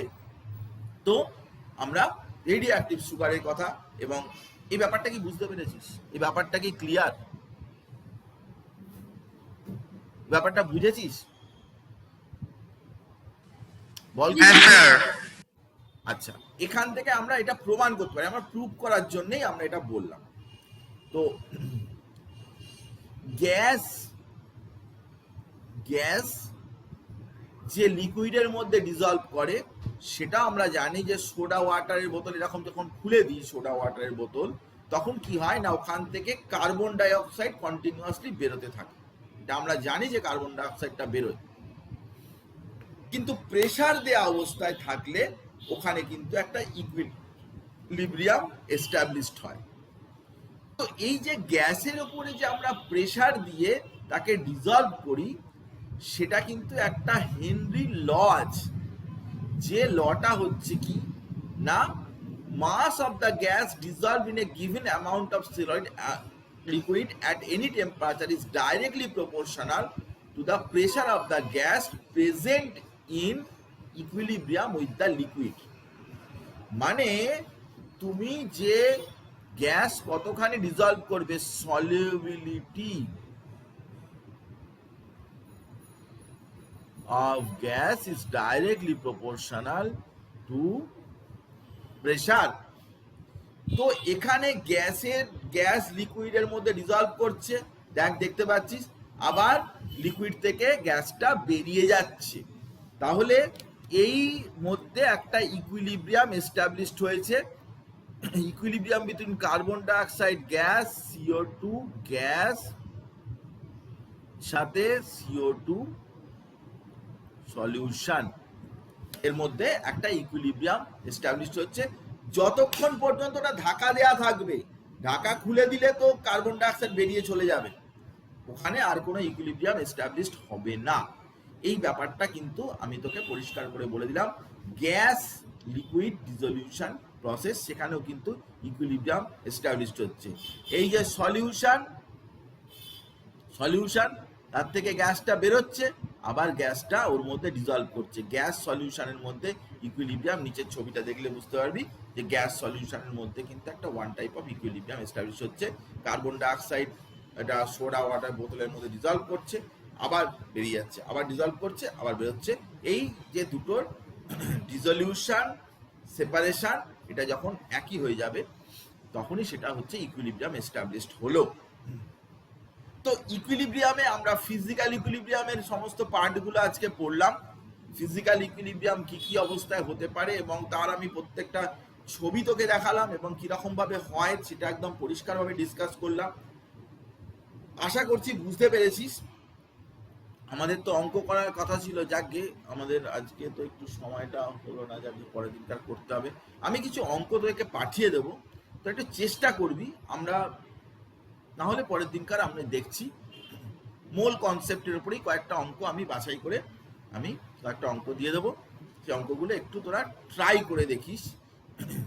আজকে ইকুইলিব্রিয়ামের এই পোর্শনটা একটু খানিকটা একটু পড়া বলে ঠিক করেছিলাম। যাকে সময় তো সবসময় ঠিকঠাক হয় না, যাকে আমি একটু ক্যারেক্টারিস্টিক্স, কয়েকটা ক্যারেক্টারিস্টিক্স আছে, সেই ক্যারেক্টারিস্টিক্স বা বৈশিষ্ট্য ইকুইলিব্রিয়ামের সে কথাটা একটু বলে দিই। প্রথম কথা হচ্ছে যে সলিড যখন, আমি এই কথা আগেই বলেছি যে সলিড যখন একটা লিকুইডের সাথে ইকুইলিব্রিয়ামে থাকে, সেটা একটা পার্টিকুলার টেম্পারেচারটা ফিক্সড থাকে। এই টেম্পারেচারটাকেই বলে মেল্টিং টেম্পারেচার। বাঁদিকে তুই পড়ে দেখ, যেটা লেখা রয়েছে অ্যাটমসফিয়ারিক প্রেশার, তার মানে প্রেশারটাও ফিক্সড হয়ে গেল, প্রেশারটাও এখানে ফিক্সড হয়ে গেল। তো প্রেশারটাও ফিক্সড হয়ে গেল। তো প্রেশার ফিক্স থাকবে, টেম্পারেচার ফিক্স থাকবে, তবেই সেই অবস্থায় সলিড লিকুইডের মধ্যে একটা পার্টিকুলার সলিডের সাথে তার লিকুইডের ইকুইলিব্রিয়াম এস্টাবলিশড হবে। প্রথম কথা, এটাই হচ্ছে ফিজিক্যাল ইকুইলিব্রিয়ামের 1 নম্বর কথা। 2 নম্বর কথা হচ্ছে যে লিকুইড ভেপারের মধ্যে ইকুইলিব্রিয়ামও একটা পার্টিকুলার টেম্পারেচারেতেই হবে, একটা ফিক্সড টেম্পারেচারেতেই হবে। প্রেশার কিন্তু এখানে ফিক্সডের কথা বলা হলো না, কারণ প্রেশার, যেটা আমি তোকে বলেছিলাম যে rate of condensation, rate of evaporation, প্রেশারটা কিন্তু চেঞ্জ হবে। প্রেশার কন্টিনিউয়াসলি এখানে কিন্তু চেঞ্জ হয়। কারণটা খুবই স্বাভাবিক, যে একটা লিকুইডের ওপরে যদি ভেপার, প্রথমে তো ছিলই না, এটা লিকুইড, তাহলে প্রথমে তো নো ভেপার, তাহলে প্রেশার তো সেখানে যদি P1 বলিস, তারপরে যত টাইম যাবে এখানে প্রেশার একটু একটু বেড়েছে। প্রেশার যদি বলিস P2, তাহলে আরও যত টাইম যাবে এখানে তত প্রেশার, যদি এটা ইকুইলিব্রিয়াম প্রেশার P3 হয়, তাহলে P3 greater than P2 greater than P1, P3 সব থেকে বেশি হবে, সেটাই হচ্ছে ইকুইলিব্রিয়াম প্রেশার। যত টাইম যাবে তত প্রেশার বাড়তে থাকবে, আলটিমেটলি বাড়তে বাড়তে এমন একটা সিচুয়েশন আসবে যখন সেটা ম্যাক্সিমাম প্রেশার হবে, সেটাই হচ্ছে ইকুইলিব্রিয়াম প্রেশার। তার চাইতে প্রেশার আর বাড়বে না, ওটাই হচ্ছে ম্যাক্সিমাম প্রেশার। সেই জন্য এখানে কিন্তু ইকুইলিব্রিয়াম যখন হবে তখন একটা প্রেশার ফিক্সড হয়ে গেল, কিন্তু ইকুইলিব্রিয়ামে আসার আগে পর্যন্ত প্রেশার কিন্তু আস্তে আস্তে আস্তে আস্তে বাড়তে থাকবে। ইকুইলিব্রিয়ামে যখন পৌঁছে গেল তখন তো প্রেশারটা ফিক্সড হয়ে যাবে, কারণ যতটা ভেপার লিকুইডে কনভার্টেড হবে, লিকুইড আবার কন্টিনিউয়াসলি ভেপারে কনভার্টেড হয়ে যাবে। সেই জন্য তখন কিন্তু ভেপার প্রেশারটা ফিক্সড হয়ে যাবে, কিন্তু তার আগে পর্যন্ত কিন্তু প্রেশারটা কন্টিনিউয়াসলি বাড়তে থাকবে, যে কথাটা আমি তোকে আগেও বলেছি। At a given temperature, solubility constant for a dissolution solid, একটা পার্টিকুলার টেম্পারেচারে সলিবিলিটি সবসময় কনস্ট্যান্ট থাকে।